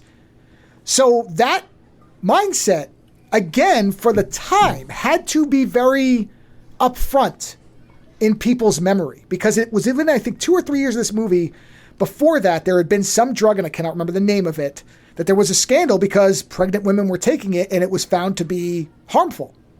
So I'm sure people watching this would have been thinking, because one of the companies is like, hey, if it gets destroyed, we're covered, because how many times they tried to have children? What were they taking? They're concerned they're going to be liable. They don't care about the kid or the parents or anything like that. They don't want to be liable. So again, there is a reference point that people at the time would have been thinking of that drug. Very, very specific. The same way that the Tylenol scare was Scanner Cop incredibly references the Tylenol problem that happened with them, where there was the poisonings. So again, at the time, it would be a much different movie on top of the intensity that just is permanent, which is the whole, what if my child has a problem? And you could really, in this movie, and you tell me if I'm wrong, but if you had a child with some kind of problem, I don't doubt that the same types of responses, probably at a more reasonable scale, would occur in some parents where they would try to, because the dad's like, there's nothing wrong with me. I had a normal son. I have a son. He's completely normal. He's saying this shit over and over. And the cop's like, yeah, we understand. You don't have to keep telling us this. I mean, when something goes wrong, yeah, everyone's going to sit there going, well, it's not my DNA, you know. So yeah, that happens. Right. And it's fear. You know, you don't know what's going on. You're worried, and you if you disassociate it, then it hasn't happened to your child. You know, right? Because if it is your child, then you're freaking out, and that's what's fascinating about this movie, which is that the whole movie is the father basically going, "It's not my kid, and I want you to kill it, and we're going to kill it," and he even shoots it at one point. I mean, in essence, he is the reason that the child is most likely going to die, because he does get a shot on it and it is bleeding, right? Well, we should be very specific though. Yeah. When he shoots it, he can barely see it. Yes. In fact, I think he says he didn't see it. He sees that it is nearby with his other child, and he shoots out of defense for his son. By the way, of all the characters, is the only one that reacts to this baby and says, "Don't be afraid." Yeah. You know, no one's going to hurt you. And then sure enough, the dad shoots it. Yeah, yeah. But when he finally corners it in the what do you call it? The sewer. And he's alone. Sewers, yeah. And he looks at it in the eye. He suddenly realizes that he's made a mistake.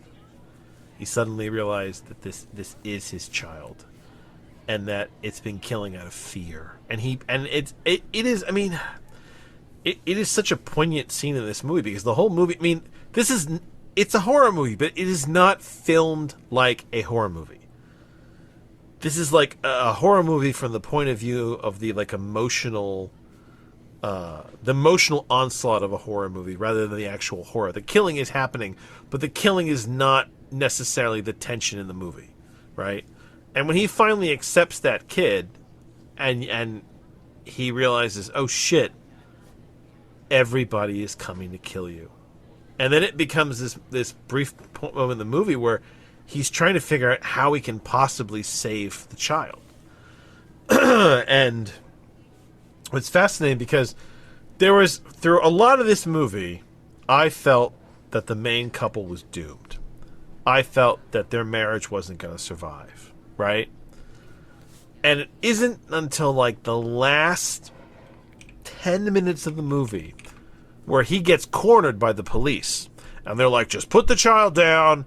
And he's sitting there going, no, he's okay. He was just scared. He's fine. And she sees him protecting the child.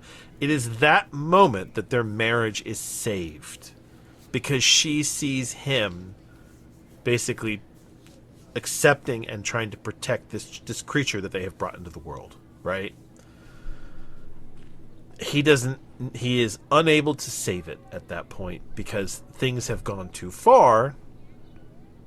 And the child is gunned down by the police as it is killing the bad doctors, the doctor who's essentially selling the whole thing one way or the other.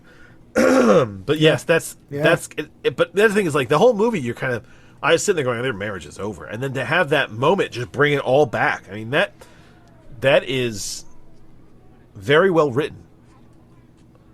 You know, I didn't think there was a way back for them, and yet there was. Yeah. You know, so yeah, it's and there's just a lot of smart choices in this movie, and then eventually, the whole movie you're questioning, why did this happen? Why did this happen to us? What occurred? And you get to that final moment of the movie where they've lost the child, and the whole movie the parents have been guilty. What did they do wrong? What could this mean? And then you get this ending that just... Hold on. Yeah. So they're in the car. This is the clip. So after all this, the wife and the husband are in the car, devastated, and the police officer, you were like, oh man, I hope he doesn't die, because he's been a good guy. Reasonable the whole movie. He seemed like he really understood how bad this was for these people, and yet knew he had to kill this kid. Like he knew that this child had to be destroyed. But they end up in the car, and he's about to drive them home, and then he gets a call over the radio. Lieutenant Perkins, call you on the private line. Right.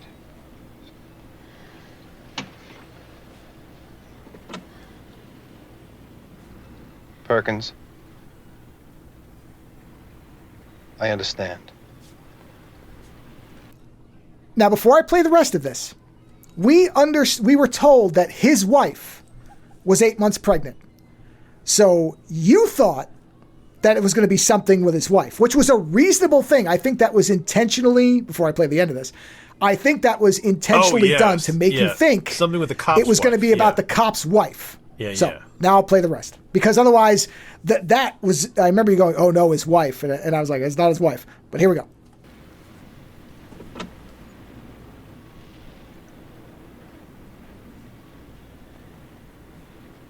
Another one's been born in Seattle.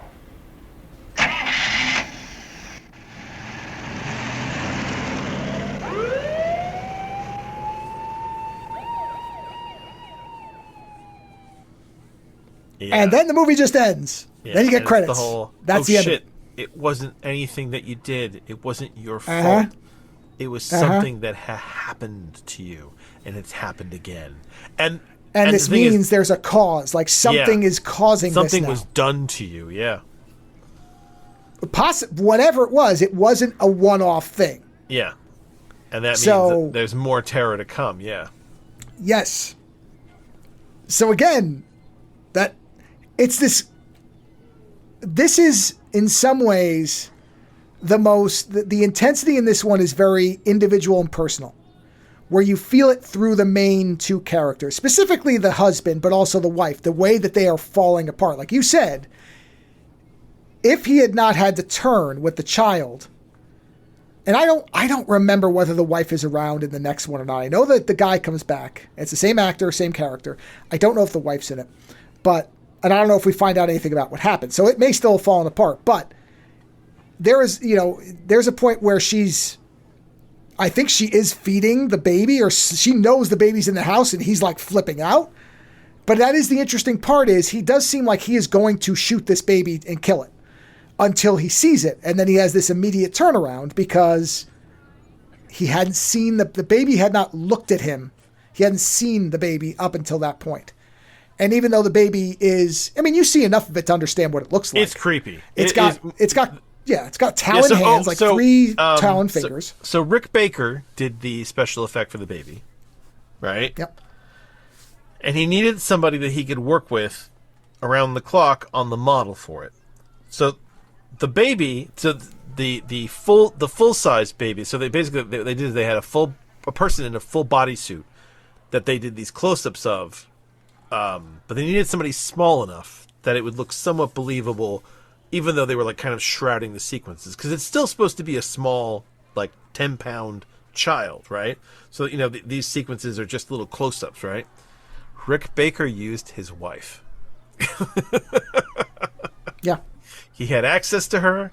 She was in a small build, so they used her. So whenever you see the monster baby in this movie, it's Rick Baker's wife. But it is creepy, and you don't see it enough to ruin it.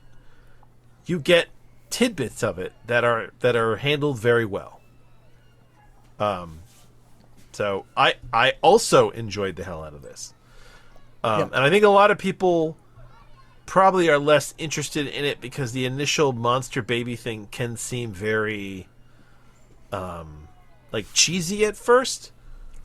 So if you can just set that aside, the rest of the movie is not cheesy. It is fucking intense. Well, this is an interesting thing about this movie. When the movie was finished, the executive at Warner Brothers, who originally had gotten it done, had been outed, and the people that were replaced with it basically didn't want to do anything with it. They gave it a one theater run in one city, Wow. And it did okay, but not enough that they cared. But then there was another change in the executives. And what they did was they changed the advertising, where they made it look like there's a very famous TV ad for it with a baby carriage and there's a lullaby playing. And I remembered watching this where there's a thing that comes over and says there's only one thing wrong with the Davis baby. It's alive. And it just cuts. And it's great because and then you see the poster. It's just this baby carriage with a little talon hand coming out of it. And then it did very well because it then made something like $7 million. And I think it was $500,000 to make it. So the first time it made back its money in a little, but then once they did the new campaign, holy shit, it went fucking crazy. So then it spawned sequels after that, but and the first one's a PG film. The other two are not. And see, again, I was like, oh, I remember these all being R's, but only the sequels are R films. But it is a very, again, I'm not kidding. If you are anywhere near having a child, don't watch this. Yeah, don't watch this movie. Don't watch this. There's no reason to give yourself this additional stress, Anxiety, and you will. Yeah. Yeah. Because, I mean, what they did was they took all the anxieties of new parents and the possibility of trouble, and then they wound it into this kind of supernatural absolutely genetic mess, you know? There is absolutely real cases where when there was a birth problem of some kind that was permanent, couples have split up over it. It happens. Because one of them couldn't handle it and it fractured them, especially if they didn't start off as a perfect unit to begin with. So all this is a exaggerated version of what can happen if there is a problem. I mean, even a miscarriage can do that, where if the husband says it's the wife's fault, this shit happens. It's terrible. It's awful, but we know it happens. Very often, the death of a child is difficult for a marriage to survive. Yes. So I'm telling you, if you're anywhere near having a kid, don't fucking watch this movie. Because us talking about it, it's not as intense as the movie, which is mostly focused on the stress of this event on these people. And my props to the main guy, whose name I can never remember. That guy he's in like a ton of shit. John Ryan is the guy's name. John P. Ryan. He has this amazing level of just like a trembling tension that he carries through the movie. You know, it's palpable. Well, he does it so well. He's just barely more connected to reality than the wife. He's also in denial. Yeah, he's trying to go back to work. He's, okay, you're not going to go back to work at a PR firm when you have a killer infant that's running around that they know is yours because the name was leaked because the press got a hold of it. Yeah. And then one of the nurses helping the wife is trying to secretly record her, which makes the wife even crazier. She starts asking her all these questions, and you're like, what's going on here? And then she realizes it's a tape recorder. Fucking hell. Yeah. Oh, yeah.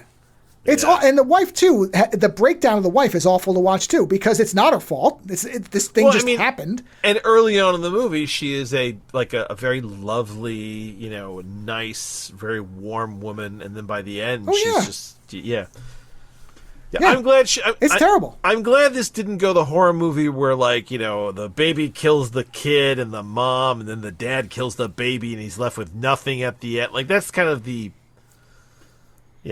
Well, I thought he was going to shoot the younger brother trying to kill the. Oh my god! Yeah, and there's moments. I sort of misremembered that. There's moments in this movie where something really terrible, more terrible, almost happens, and then it doesn't, and you're like, oh thank God! Yeah, I thought in an effort to kill the monster baby, he was going to kill his own kid, and I was like, oh please don't. And I couldn't remember if that happened either. Oh, like I said. I remember the delivery room massacre, and I remember that there's another one's been born in Seattle. I remember that very vividly. No, that ending. But the middle, I couldn't remember. After all of that, to think it's over, but then to find out, oh shit, there's another one, and it works on so many levels, which is, it works towards the main characters. It works because oh shit, there's more of these, and then you're sitting there like, oh crap. Well, what if there's even more now? What have we done?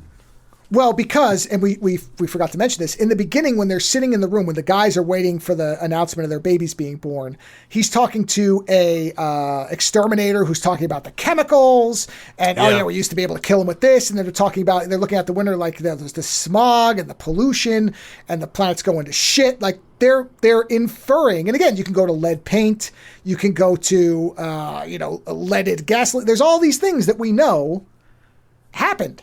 Yeah. So again, it's not out of nowhere.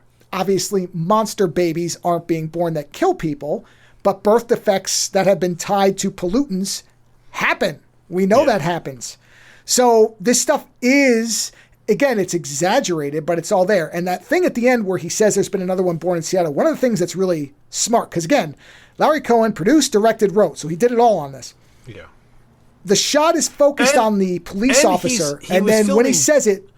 He was filming 2 movies at the same time, by the way. So they were filming this movie, and then on the weekends, I think they were filming another movie. So, like, the crew would go back and forth. So he didn't even film this in isolation. Right. That's kind of incredible. When the call comes in, the camera's focused on the police officer, but then after he says another one's been born, the focus changes to the husband and wife and their reaction to it, which I think is just... beautifully done. It's great because it's just the whole thing of, wow, they murdered our kid because they thought this would be something they could wipe away. Guess what? No. And it isn't just us, which makes it all worse. So, great movie.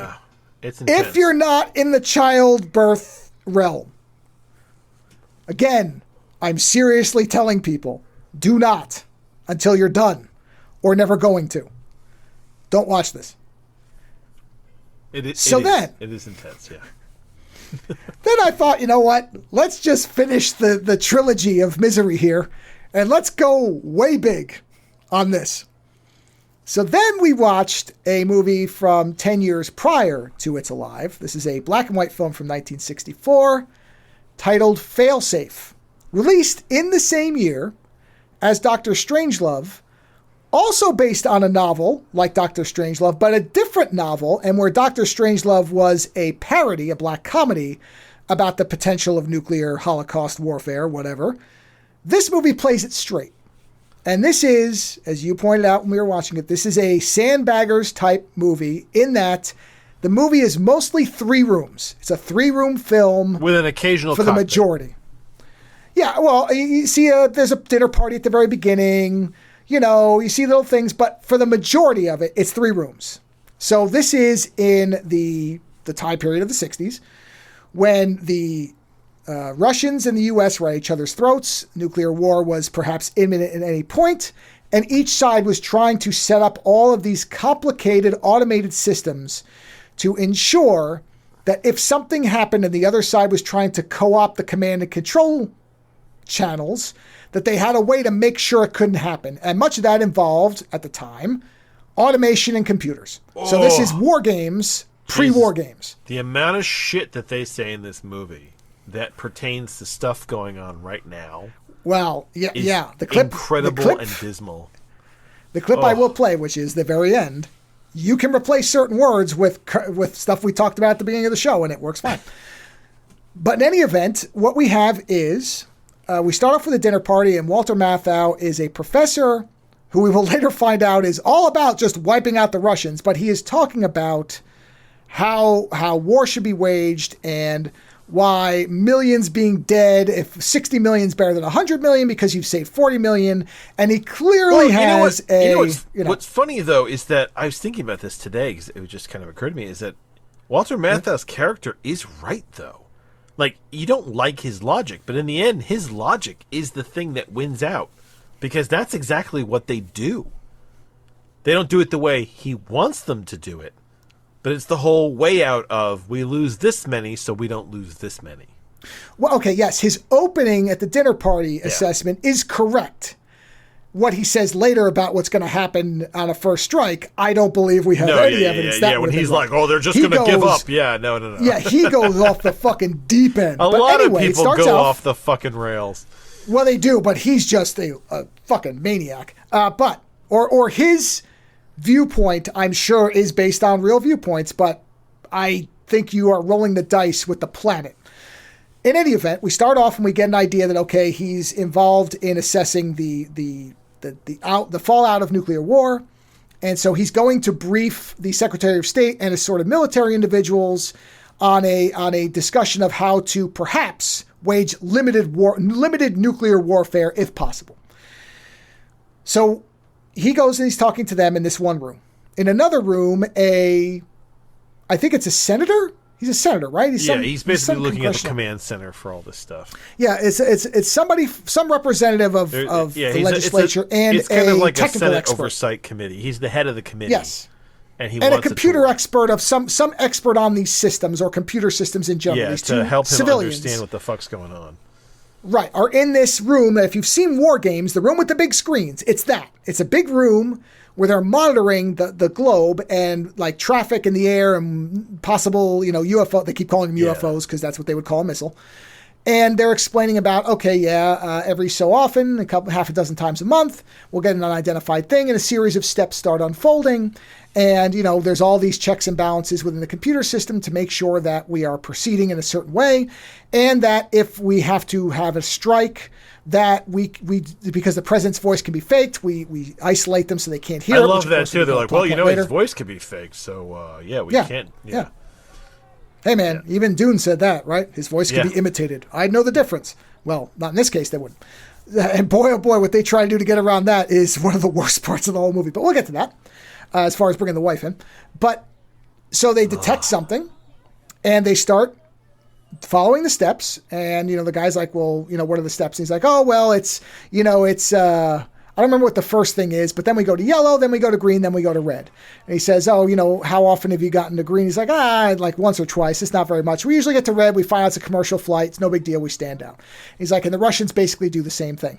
And he's talking about these fail-safe points, which are these edges where the planes, these bombers that are always in the air with nuclear warheads, cheerful, that they will go to.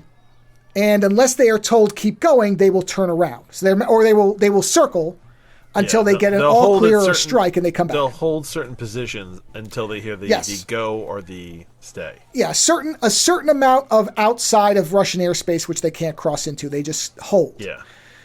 So this thing shows up, and it shows up while the briefing is happening for the Secretary of State, which is where Walter Matthau is basically talking about limited warfare, and he's being counterpointed by the General Black, who we see in the beginning of the movie has this dream about matadors killing a bull. And it's done in this very stylized way so that we know it's a dream. And he feels like he's the bull. As he's watching it be stabbed, he feels like he's being stabbed, I think is what he said. Yes. And basically, he feels like it's a premonition. He's talking in a way that's very, very dark and foreboding. And his wife is clearly worried about him. He's like, why don't you take a day off? And he's like, yeah, I can't take a day off. So he goes into work, and he and Walter Matthau's character, the professor and the colonel, are basically sparring back and forth because the movie presents it that the professor, the civilian, is really in favor of let's just wipe them out type of stuff. Like, we have to strike and strike hard. And General Black is like, yeah, the problem is it doesn't stop. You cannot stop this. There is no such thing as a limited war. War just begets war, which he's correct about. And he's just saying there is no such thing as limited, especially when you're talking about nuclear weapons. What limited is there? You're talking about wiping people out and making places uninhabitable. So that's going on. And the other room, we've got this UFO thing happening, which is the detection. And they eventually figure out, they go up to green before it is found that a commercial flight had a power failure in one of their engines, went off course, and is now correcting. And at the time where they figure out it's a commercial flight, one of the modules in the computer system blows or shorts out, and there's also a flash on the screen that they see. Yeah. They don't know what it is. And then in one of the bomber groups, the fail-safe box lights up, indicating, hey, time to go. You got to go nuke Moscow. Because they open up their stuff, and they match the number, and they pull out the city they're striking, and sure enough, it's fucking Moscow. So then they start flying towards Moscow, right? And the command and control center is trying to get through to them and can't because their communication system has been shorted out by what we will find out later. was something the Russians were trying out as interference. And it never really worked that well before, is one of the things that they say. Right. So the combination of that and the computer terminal popping has caused this false thing to be sent, and no way for them to give a countermand order before they reach this point. A series of unfortunate events happened to set it off. Correct. At which point they realize, oh shit, they're going in with a squadron of, I believe, 6 bombers. It's Group 6. They have 6 bombers. Yes, 6 Vindicator but bombers. Only 5 have atomic weapons. Yeah, we'll find out later that 5 are armed and 1 is not. And that 1 is basically supposed to be a decoy, which is what it ends up being. And so they realize this, and they realize they can't turn them around, and they understand now that if these people drop a bomb, the Russians will react. Now it's thermonuclear war. So everybody starts panicking, and the president's brought in, president played by Peter Fonda, and he has a translator with him played by Larry Hagman, named Buck. So it's Buck and the president and Buck. And they come in, and they're starting to say, okay, what are we going to do here? Because they understand what the stakes are. And so the president is advised, well, we can tell the fighters in the area to try to go after them, but these bombers are faster, and we can have them fire their afterburners. Yep. And maybe they'll be able to hit them with missiles, but we can't guarantee it. But everyone knows they won't reach them. Because even the pilots are like, we're never going to get there. And that... Okay. It's not a complete certainty, but they know it's a long shot. Because the 1 gets pretty close. You see the missile falls relatively close. But the thing is, they run out of fuel, and they're going to crash in the Arctic. Yes. Mm-hmm. Oh, yeah, so they know that they're dooming those pilots. They know it. But the president says, do it. There's a lot of back and forth with some of the military men who are kind of like, well, why should we stop them? Why should we tell our guys to go after them? Let's just bomb the fuckers. Let's just do it. Yeah, pretty much. Which was probably a real mentality among a lot of military individuals. Yeah. And then in the Secretary of State room, in the briefing room, Walter Matthau at one point is like, you know what? Let's just bomb them. They'll give up. Yeah, you take Moscow and they'll just give up. They'll be like, oh, yeah you're right. We bow to your superior government might. Yeah. Yeah, he talks about them. He says they're basically calculators. He's like, they calculate odds. They're Marxists. All they can do is calculate odds. Therefore, if they know that they can't win because their infrastructure will be ruined, they will immediately roll over and give up. And you're like, okay. Look, I'm not a political strategist. I'm not a military expert. I have not studied the communist mindset of the USSR at this point in time.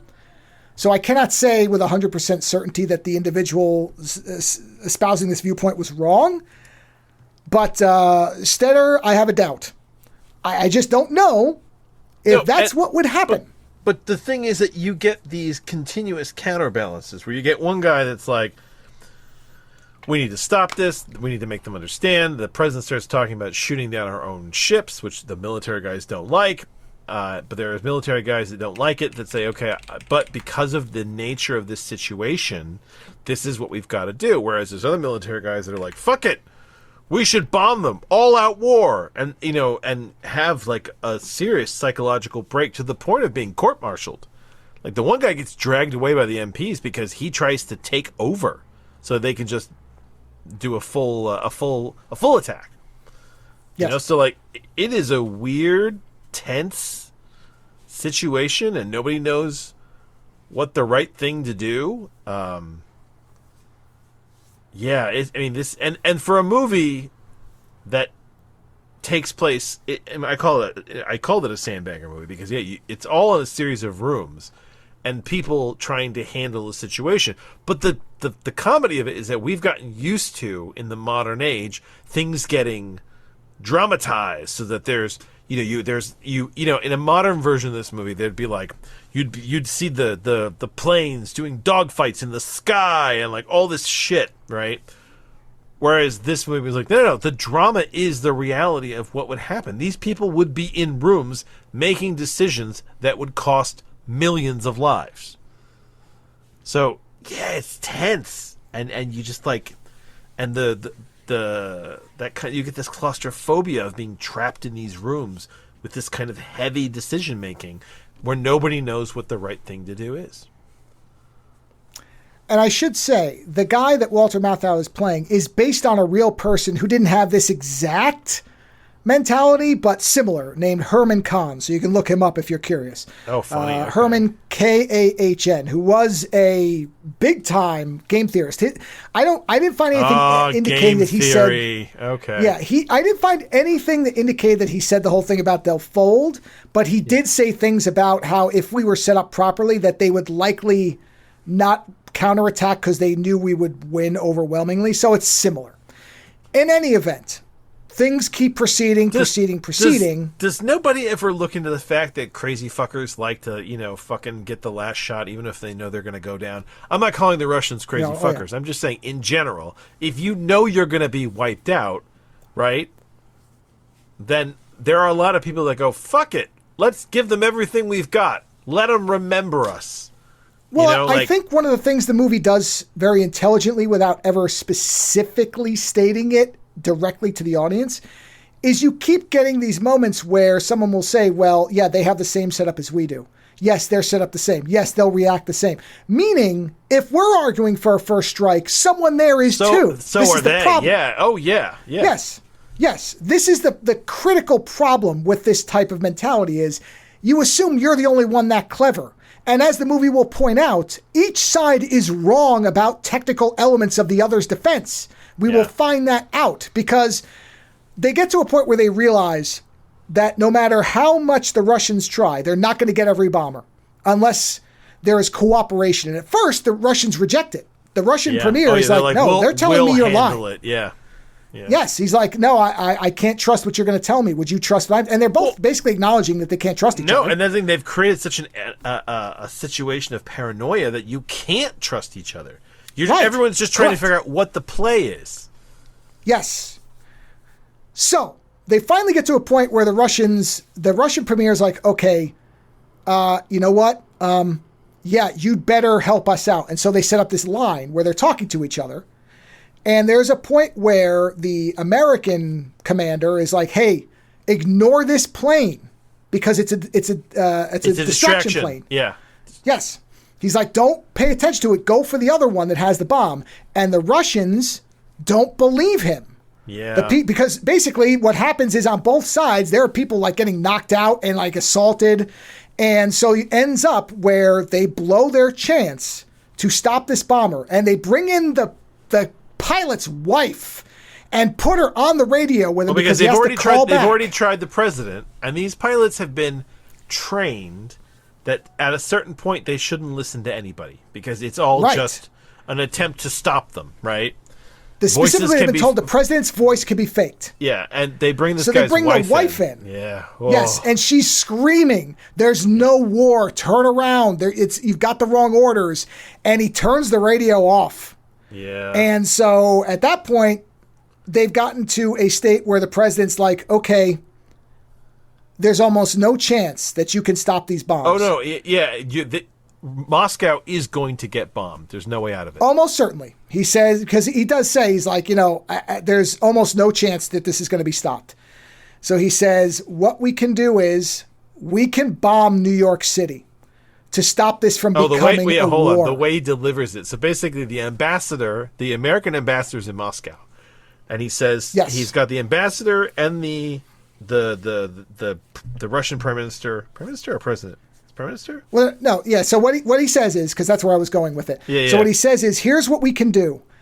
We will put our ambassador in Moscow where he's at the top of the building so he can hear if the bombs come. He can't get away. Yeah. Right. And we're going to put the Russian ambassador in New York. And the way that you'll know that if the bombs go off is you will hear the sound of the phone melting in his hand. We'll keep the lines open. Yeah, it'll be a high-pitched squeal or something like that, yeah. Yes. And he says, unless the offer alone is enough. And the Russian premier says, would it be enough for you? And he says, no. And the thing is, the filming of it, Peter Fonda's got his hand over his face. His face is completely in shadow because he knows what he's saying. Yeah, he knows what he's saying. Yeah, it's horrible. And he knows because he's Now, of course, different president, who knows what would have happened, right? I mean, we've got what you would consider a humanist president in this scenario. So, well, hold on. But there's a very funny thing that happens here now, right? So you and I had this conversation because he chooses to bomb New York City. And we discover that the First Lady is visiting New York, right? Yep. And that in the movie, it's represented as, look at the sacrifice this man is making, right? Yeah. And I said, why not D.C.?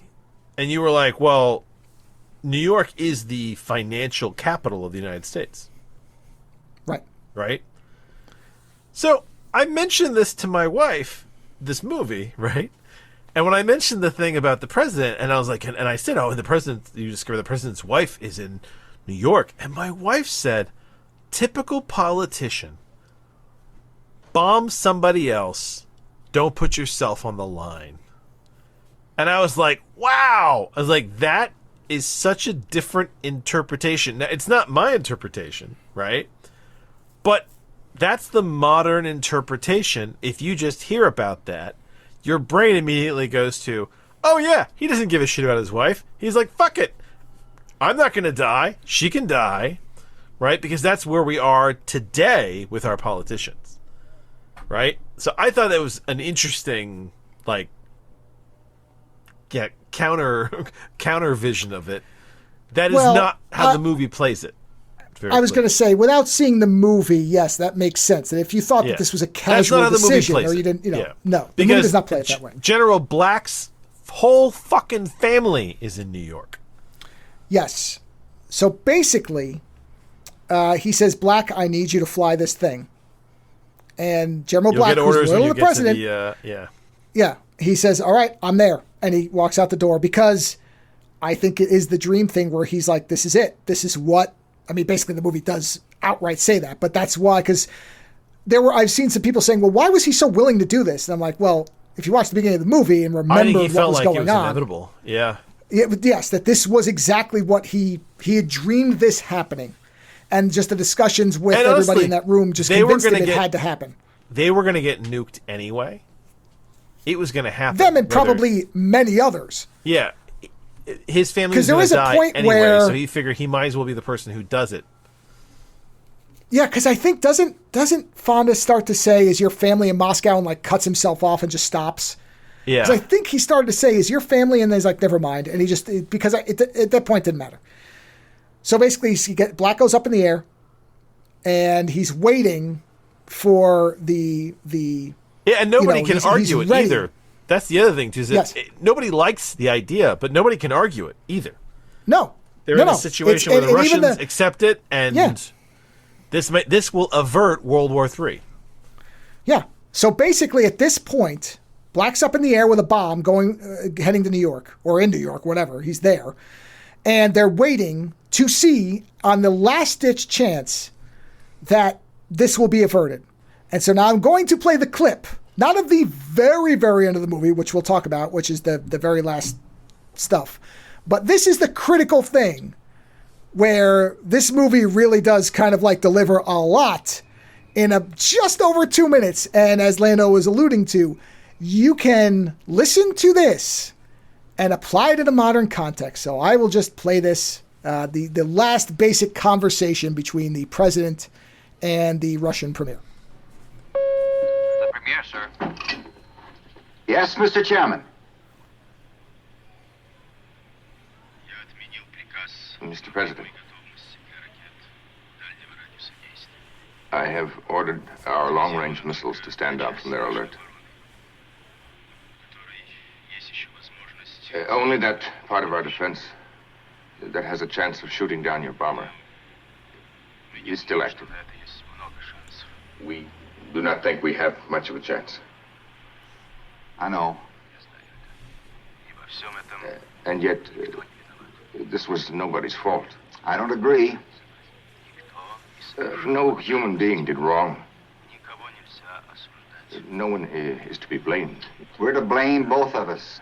We let our machines get out of hand. Still, it was an accident. Two great cities may be destroyed. Millions of innocent people killed. What do we say to them, Mr. Chairman? Accidents will happen.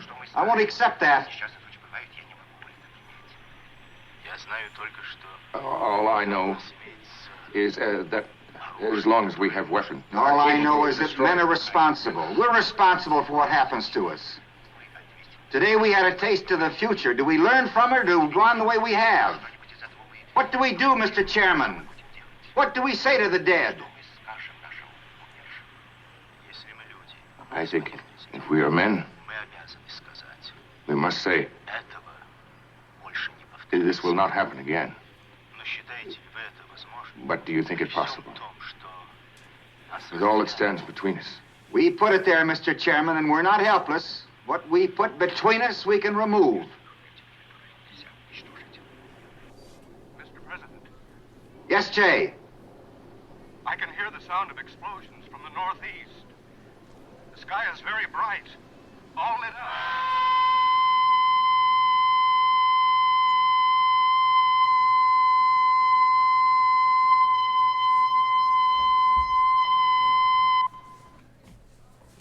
Now, a couple things. I pushed that sound at the end down a lot. It's very loud when you watch the movie.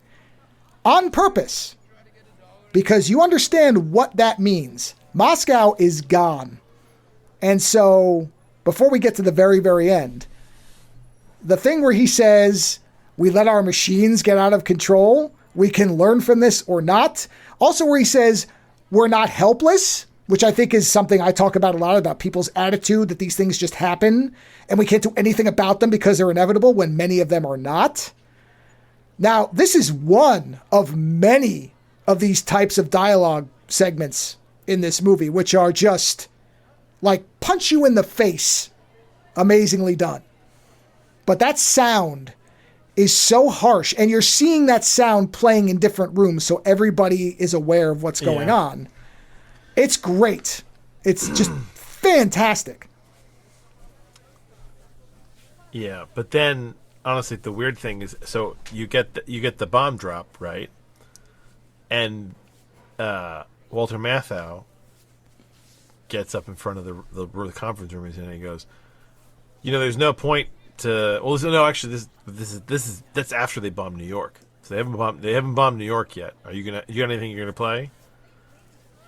No, that's the only clip I have because that's to me is the most significant thing in the whole thing. New York gets bombed, right? And Walter Matthau gets up and starts talking to the room and basically says, "Hey, listen, there's no reason to go in there and get the bodies. It's not worth it." He's like, this is how many people are probably going to die. This is how many more people are probably going to die. He goes, but we need to go in and get the financial records that multiple corporations keep in New York City, because if we don't get those, the economy will collapse. Yep. And that's all. That's it. That's all he can add to this, which is, hey, we need those financial records. I don't, these people are going to die, but we need those financial records. And it's such a, well, and just to be specific, he says that before the bombing happens, because the bombing's the last thing in the movie. They basically say, well, what is going to happen if we have to do this? And that's where he's like, well, fuck who's left. Fuck the people. He's like, all you got to worry about is the records. We're going to have to go in there and get everything out. Because the companies are going to want that stuff. It's valuable to them, which is insane. Outside of his earlier scenario that the only people left in a war will be the convicts who are behind concrete and paper and the file clerks. But even he said that he was joking around that. But that's a crazy movie to think of. It was a itself. comedic idea, Yes. Which is based on apparently the real guy used these very comedic and casual ways of referring to multiple millions of people being dead and who would be left, which I guess some people liked and some people didn't. But so then right after that, what I played, the president orders Colonel Black to bomb New York, and you see them in the plane, and Colonel Black says to the other two guys, he says, look, I'm going to be in complete control of this. No one else is going to be responsible. I'm going to take command of the plane. I'm going to drop the bomb. Neither of you is doing anything. So there's a co-pilot and there's a bomber in the back. He's basically, I'm the one who's going to do this, nobody else. And so they get over New York, and you see all these shots of people and everything, just normal life. And then he hits the button, and then immediately pulls out like a little suicide needle or whatever they give pilots in case they have to kill themselves. You actually usually give them to astronauts, and he jabs himself and says, the Matador, I see the Matador or whatever, and then dies. And then we get all these multiple freeze frames of New York City life, and then the screen goes white, and then the word failsafe comes up, and we get the credits, and that's the end of the movie. Yeah. I mean, it comes down on you so hard. This movie, it just had me tense. I knew where it was going. I knew where it was going. I didn't realize he was going to offer up New York City. And the fucked up part is, like, it makes sense. Because it goes back to what Walter Matthau said, this idea of to avoid the death of this many, you offer the death of this many. There is a difference. And he's right. The president avoided World War III at the sacrifice of one city. But what started it all was a series of mistakes because they put so much faith into their systems. So, yeah. His scenario is exactly what happened. It was just the numbers were different. Yeah. It's no difference. Exactly the same. Something else about this that you probably didn't notice, or maybe you did. Yeah. There is, in this movie, no soundtrack. Oh, yeah, there's no music. There is no score. Yeah. This is played dead straight. Like, yeah, and to be fair, I thought that the movie It's Alive, right, that soundtrack was doing a lot of heavy lifting. It was, yes. Right? It does. That soundtrack is intense, right? Mm-hmm. This movie did the same thing. No soundtrack. Yeah. So that's kind of amazing. Yeah. Yeah. So I don't know. This falls under a movie category where I feel like everybody should have to see this. I was going to say, I don't know who I would tell to see this, but I think it's an important fucking movie. It's just it's just such a heavy movie, Yeah. So what do you do with that? I think it is. There are a number of movies that I feel like people should have to watch to understand what war means, because it's very easy, especially post like Iraq War, where people watched it on TV. It made CNN.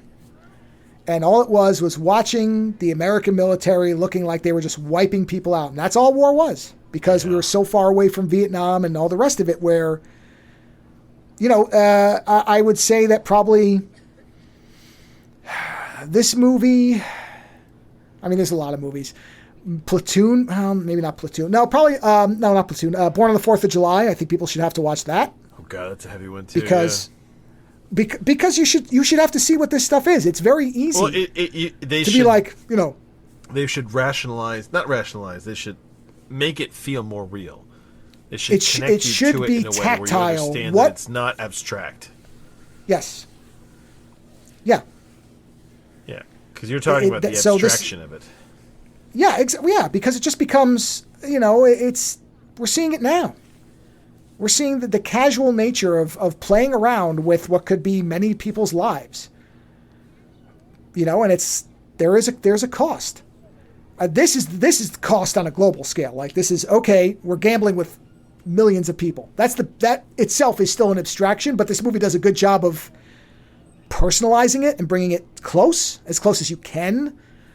I mean, you can't ever comprehend 5 million people being killed.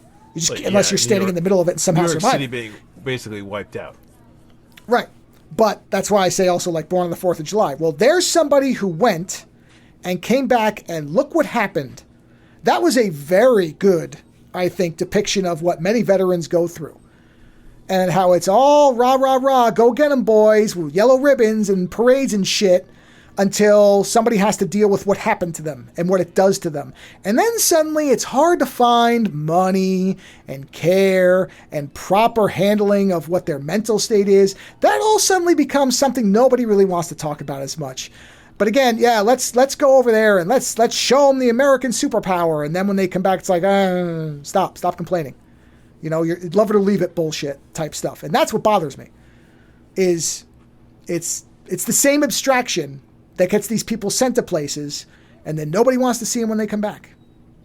Well, the government definitely doesn't want to pay for it. That's what I'm saying. Is how can it be? And this is the same type of thing. Is it's real easy to say, yeah, just drop a nuke on them, fuck them. Okay, you understand that's not going to be the end of it, right? I mean, that's not how this works. The General Black's whole thing about, and I didn't clip it or anything, go watch the movie, about the impossibility of limited war. Yeah. That's pretty true in most scenarios, nuclear or not. Yeah, Mathau's talking about, atomic weapons like they can be so strategic and it really won't affect anything else. And it's like, no. You drop this here and it's going to go, and then someone's going to drop this there, and it's just going to perpetuate itself. Yeah. No, but that's also because his viewpoint is that our power will make them fold. Which, our power again, is so overwhelming, yeah. Not to get too far into current topical politics, but how many times have we wiped out Iran and then suddenly, oh wait, maybe not? I mean, this keeps happening. And that's, let's be honest, in terms compared to this is fairly tame. There haven't been giant blasts yet. This is a recording of this. Knock on whatever thing you want or pray to whoever you want. So far, this has been the mildest of wars that we've been in a while. Oh, for us. But again, we're not in Iran. If you go from the standpoint of, but again, is this America beats everybody thing. So, yeah, this, I think this is an important movie. It should scare people. People should be terrified of warfare. They should be terrified of it. That's the rational, sane way to view war, is terrifying. Terrifying. Yes, but I will say this, as a student of war to some degree, somebody who's done a lot of war history, right? War is terrible. But I do think that there is a time and place where you can't placate, you have to fight. Well, I didn't say never go to war. I said war should be terrifying. It is, but it should be terrifying even when you decide to go to it. You know what I mean? Yeah, because Walter Matthau's character at one point says, well, if every Jew in Germany had picked up a gun, there wouldn't have been a Hitler. And I'm like, I don't know that that's right. I'm not sure that that is as feasible as you thought it was. That's one of the big giveaways. Is okay, you are jumping to some big conclusions. So do I think they should have just let Hitler run around Europe and we shouldn't have gotten involved? No, I'm not making that argument. But that's warlike actions have been taken for far less than seems necessary at times. I guess I'll say it like that. Yeah, no, and I agree with you. Part of that is because I'm going to just talk about the Americans here because I can only speak within the context of being an American in the United States. I think some of that is because Americans have a casual relationship to what war is. They don't often have to deal with it directly. What I would say is, go talk to some veterans about it from different wars, and you might get a different picture of whether they felt what they were doing was justified or not. Whether you think you were doing the right thing or not, the PTSD is real. Well, yes, but also, I had some, the family members that I did have in World War II were not really on the front lines. So they were in support roles. So they saw stuff, but they weren't shooting at people and being shot at. You know what I mean? They were more of medical. And not medical on the field medical at the hospitals. Yeah. So they saw the effects. They understood what that part of it was. But in interviews I've seen, different things with actual people from World War II, few of them talk about it the way that, say, Vietnam veterans do. Because the World War II veterans saw what was happening and understood what they were fighting. And don't get me wrong, they had PTSD, there were effects, but you don't hear them expressing that many regrets about it. They understood that what they were doing was is a global threat. They were fighting a war against something that was really terrible, yeah. Fascist, big time, capital F fascism. Yes. So, but then you go to Vietnam and you talk to a lot of those veterans, and those I do know people who actually, I had family members who fought, And the reaction was much different. Because they didn't know what they were on fighting, whether they thought what they were doing was a noble war or not. Why they were there. I mean... Also, and then how they were treated when they came back. Yeah. So, I don't disagree. I'm not saying there should never be war. That assumes a utopia that will never exist on a planet with humans. It becomes the final option. You know what I mean? Everybody should know what the cost is. Yeah. That's what I'm saying. And I think a movie like this shows you some of it. We're on the 4th of July. I'm sure there's several movies that show you what that cost is. And people should know what that means. I'm not necessarily saying everybody should be drafted and understand military. I'm not going that far. But I think it is very easy to be insulated from what war means to the people who have to wage it. And that's it's point. Easy to order people to die, to send other people's kids to die. And I think that's the idea of this movie, is just to say the president, he was losing his wife. He wasn't just nuking a city and going, ha ha ha ha, whatever, I'm not there. He was giving up his own wife in the balance to keep the world from ending. Yeah. At least that's my interpretation of it. I agree. The movie doesn't say anything to contradict that. So I think it's a great movie. I remember when I watched it the first time, I think I watched it late at night, and I was like, oh my God. Yeah, I mean, I had to think about this one for a while after I didn't go right to sleep after watching this. Put it like that. Took me some time. I didn't go right I had to to sleep, process. I had to process this movie quite a bit before I went anywhere. The reason I clipped what I did is the sound of the phone melting is the thing that really hit Oh me. my God, yeah. Because when I watched this, I had headphones on. I remember watching this with headphones late at night the first time. Yeah. So that sound is very loud. And it goes on so that you understand what's happening. And that is the point where you know what has to happen next. So it's a great movie. I think people should have to watch it because we tend to think, the threat of nuclear war is over. Well, no, it's not, because countries have nuclear weapons. It's not over. Is it? Yeah, and as imminent? The systems that are running these missiles are aging out now. Like they're.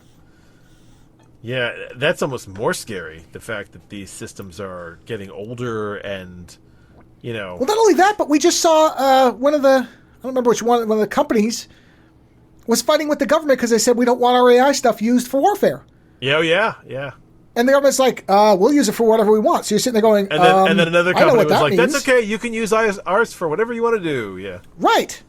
So there again, you can take that thing about him saying, these machines made mistakes. We control them. We're not helpless. Again, you can apply this stuff because that's what's going on. I think a lot now, of do I think it's going to be in command of nukes? I don't know, but a lot of the problems from this movie are still the problem. Absolutely. So, well,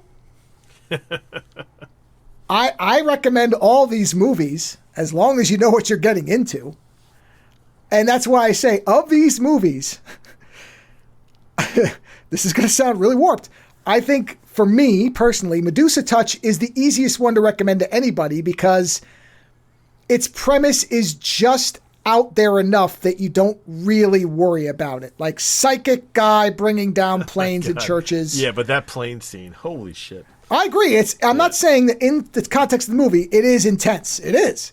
But It's Alive, for the wrong person watching, is going to trigger a stress event. Because, you're not going to have a monster baby. All three of these movies can trigger a stress event. Yeah, but like I said, you get to the end of Medusa Touch, you're like, okay, well, Windscale didn't get destroyed in the 70s by a psychic. We know what happened. The other ones, you can have a problem in childbirth. And nuclear war, maybe it won't be nuclear, but these things could still happen. We don't know. So, they're all good. They're all heavy. You decide what level of stress tolerance you've got for which type of subject, I guess. And that's how you go into it. But they're all great movies. And I think they're all able to be watched. Hold on, I just want to check on Fail Safe. It's the only one I don't know if you can easily watch it. I know It's Alive is everywhere. What the hell is that? I can't trust this stupid thing. Hold on, let's see. So It's Alive, I'm pretty sure, is everywhere. So that's an easy one to watch. Verify. Oh, yeah, that's everywhere. The Medusa Touch, I believe, is everywhere, including YouTube, if I recall. Double check that for you really quick here. Oh, yeah, that's everywhere. And let's see, Fail Safe Stream. Let's see, it's the only one I remember Honestly, watching. For me, for the order I would see Yeah. these movies, for me, I would go Medusa Touch, Fail Safe, It's Alive. Yeah, I would have no problem with that. Yeah, I think that's a reasonable thing. Fail Safe, probably because of how good it is going to cost you $4. Do I think that's worth $4? I Yes. think it's worth $4. Yeah. I think it is too. But that's the only one that is not free of them. So the other two, which, depending on your stress level over nuclear war, maybe the other two will be lighter for you, in which case you can watch them for free. Do I think Fail Safe is worth $4? Yes. Yeah, I own the movie, so I think it's worth $4. Yeah, so, it's yes. worth it. Yeah, it's very good. And honestly, I would pay $20 to watch Fail Safe. And I would pay $20 to watch Medusa Touch. So would I. Those are $20 movies to me. It's Alive. You know what? I would pay like $3-4 to see that. No, one's for free. So I would say start out with for free, and then you can decide if you want to own the actual thing. I would not criticize you for wanting to own it physical. But movie tickets, right? Like, how much would you pay for a movie ticket to see these movies in a theater? Ooh. I would pay $20 to see Fail Safe. I'd pay $20 to see Medusa Touch. I would pay $3 to see It's Alive. Okay, I'll put it like this. Yeah. If I paid $20 to see It's Alive, I would not feel ripped off. Yeah. But I also would perhaps think, I probably would have been fine watching that at home because it's, boy, that's a tough call because that final line stuck with me for 20 plus years. So doesn't that mean something? That I could have quoted that line with no prompting. Okay. Yes, but the movie itself, I don't think needs a theater, I guess is what I'm saying. I agree. It does not. So would I have gone, I probably should have gone to matinee and saved a couple bucks. Yeah, I probably would. Yeah. But I also wouldn't feel like I had been ripped off. I wouldn't be like, fuck. What did we watch last week? What were the movies we watched last week? I'd have to go look. Hold on. We watched, Jesus Christ, what did we watch last week? We watched Humanoid, Shocking Dark, and Dark Angel. Man. I don't think I want to see any of those in theater. You know what? Yeah. If I paid $3 to see Dark Ascent, I wouldn't be bummed. I would be okay if I'd paid $20, only because I cannot come up with another movie that presented that version of religious structure. Well, I think when a movie does something unusual, it's I give it more value. Yeah. Now, would I have been sorry if I'd seen it for $5? No. But I wouldn't be like, oh, really? $20 for that? It wasn't bad. Yeah. And it was something I'd never seen the like of. Whereas Shocking Dark, all right. Don't get me wrong. I think I paid $20 for the Blu-ray, but still. Yeah, but you own it. It's a difference. That's a permanent license, so yes. I'm okay with that. Whereas Humanoid, I would have been pissed paying $20 for Humanoid. You're like, this isn't Star Wars. Yeah. No. Yeah, that's a $5 or less for me. Yeah, well, that's that one. We might be at the end here. I don't know yet. We'll have to think about it. You know what? It's a what's the word for it? You know how you have like an annual subscription? Yeah. We're on the monthly now. We're on the monthly rate. May cancel at any time. Not saying we will. I'm just saying that if something tips the wrong way, or unless, if somebody steps in and is a $10,000 a month benefactor of some kind, which is always what Andy Last over at Beyond Synth always says. Hey, if somebody, I am available for sale. If somebody wants to step in and bankroll the show, making no changes. Nobody's bankrolling this show. I'm just saying, if that person is out there and they're waiting for the moment, any time is fine. I'm not saying that we're just not doing any more after this, but yeah, but I mean, listen, 1,000 was beyond what I expected, so I'm fine. 1,000 of these. I mean, that's just. Well, you know what? You know it's great. Not only did we do 1,000 of them, but we cited a topic from our 29th show. Well, yeah. Do you want to hear the actual crazy part? Yeah. This is the 1,000th episode of this. Do you know how many actual episodes of the shows in total there are? Oh, yeah, with the fives and the late nights and everything. Would you care to guess a number? 1,500? 4,844. No fuck. Well, if you remember, fives are every week. 4 of them. Oh, Jesus Christ, man. And you have to add the late nights. My God. Which there's 100 plus of those. Jeez, they've already made an AI of you, haven't they? They could. They could. You know what? I don't think this show could be copied because I don't think an AI can be that inane. I completely agree. I don't think you're going to get a deep dive on Darth Maul's crotch. There's too much pure randomness. Can't be done. Yeah. If somebody wants to try it, I'll listen to it, but I guarantee you, it ain't going to be. The fives, yes, because all that is topical. Those are easy. You could pick any movie, have it summarize it in the same way I do because it's clean. I cover basic same things. Yes, you could copy the fives. That's easy. The main show, late nights, no. You're not doing that. No way. We'll see what happens, huh? Oh, regardless of what happens with this show going forward, there is another late night there's at least a couple more late nights coming, which I have committed to and I will do. The next one will be on June 1st. So beginning of June will be Stacey Higginbotham. So you can look forward to that if nothing else.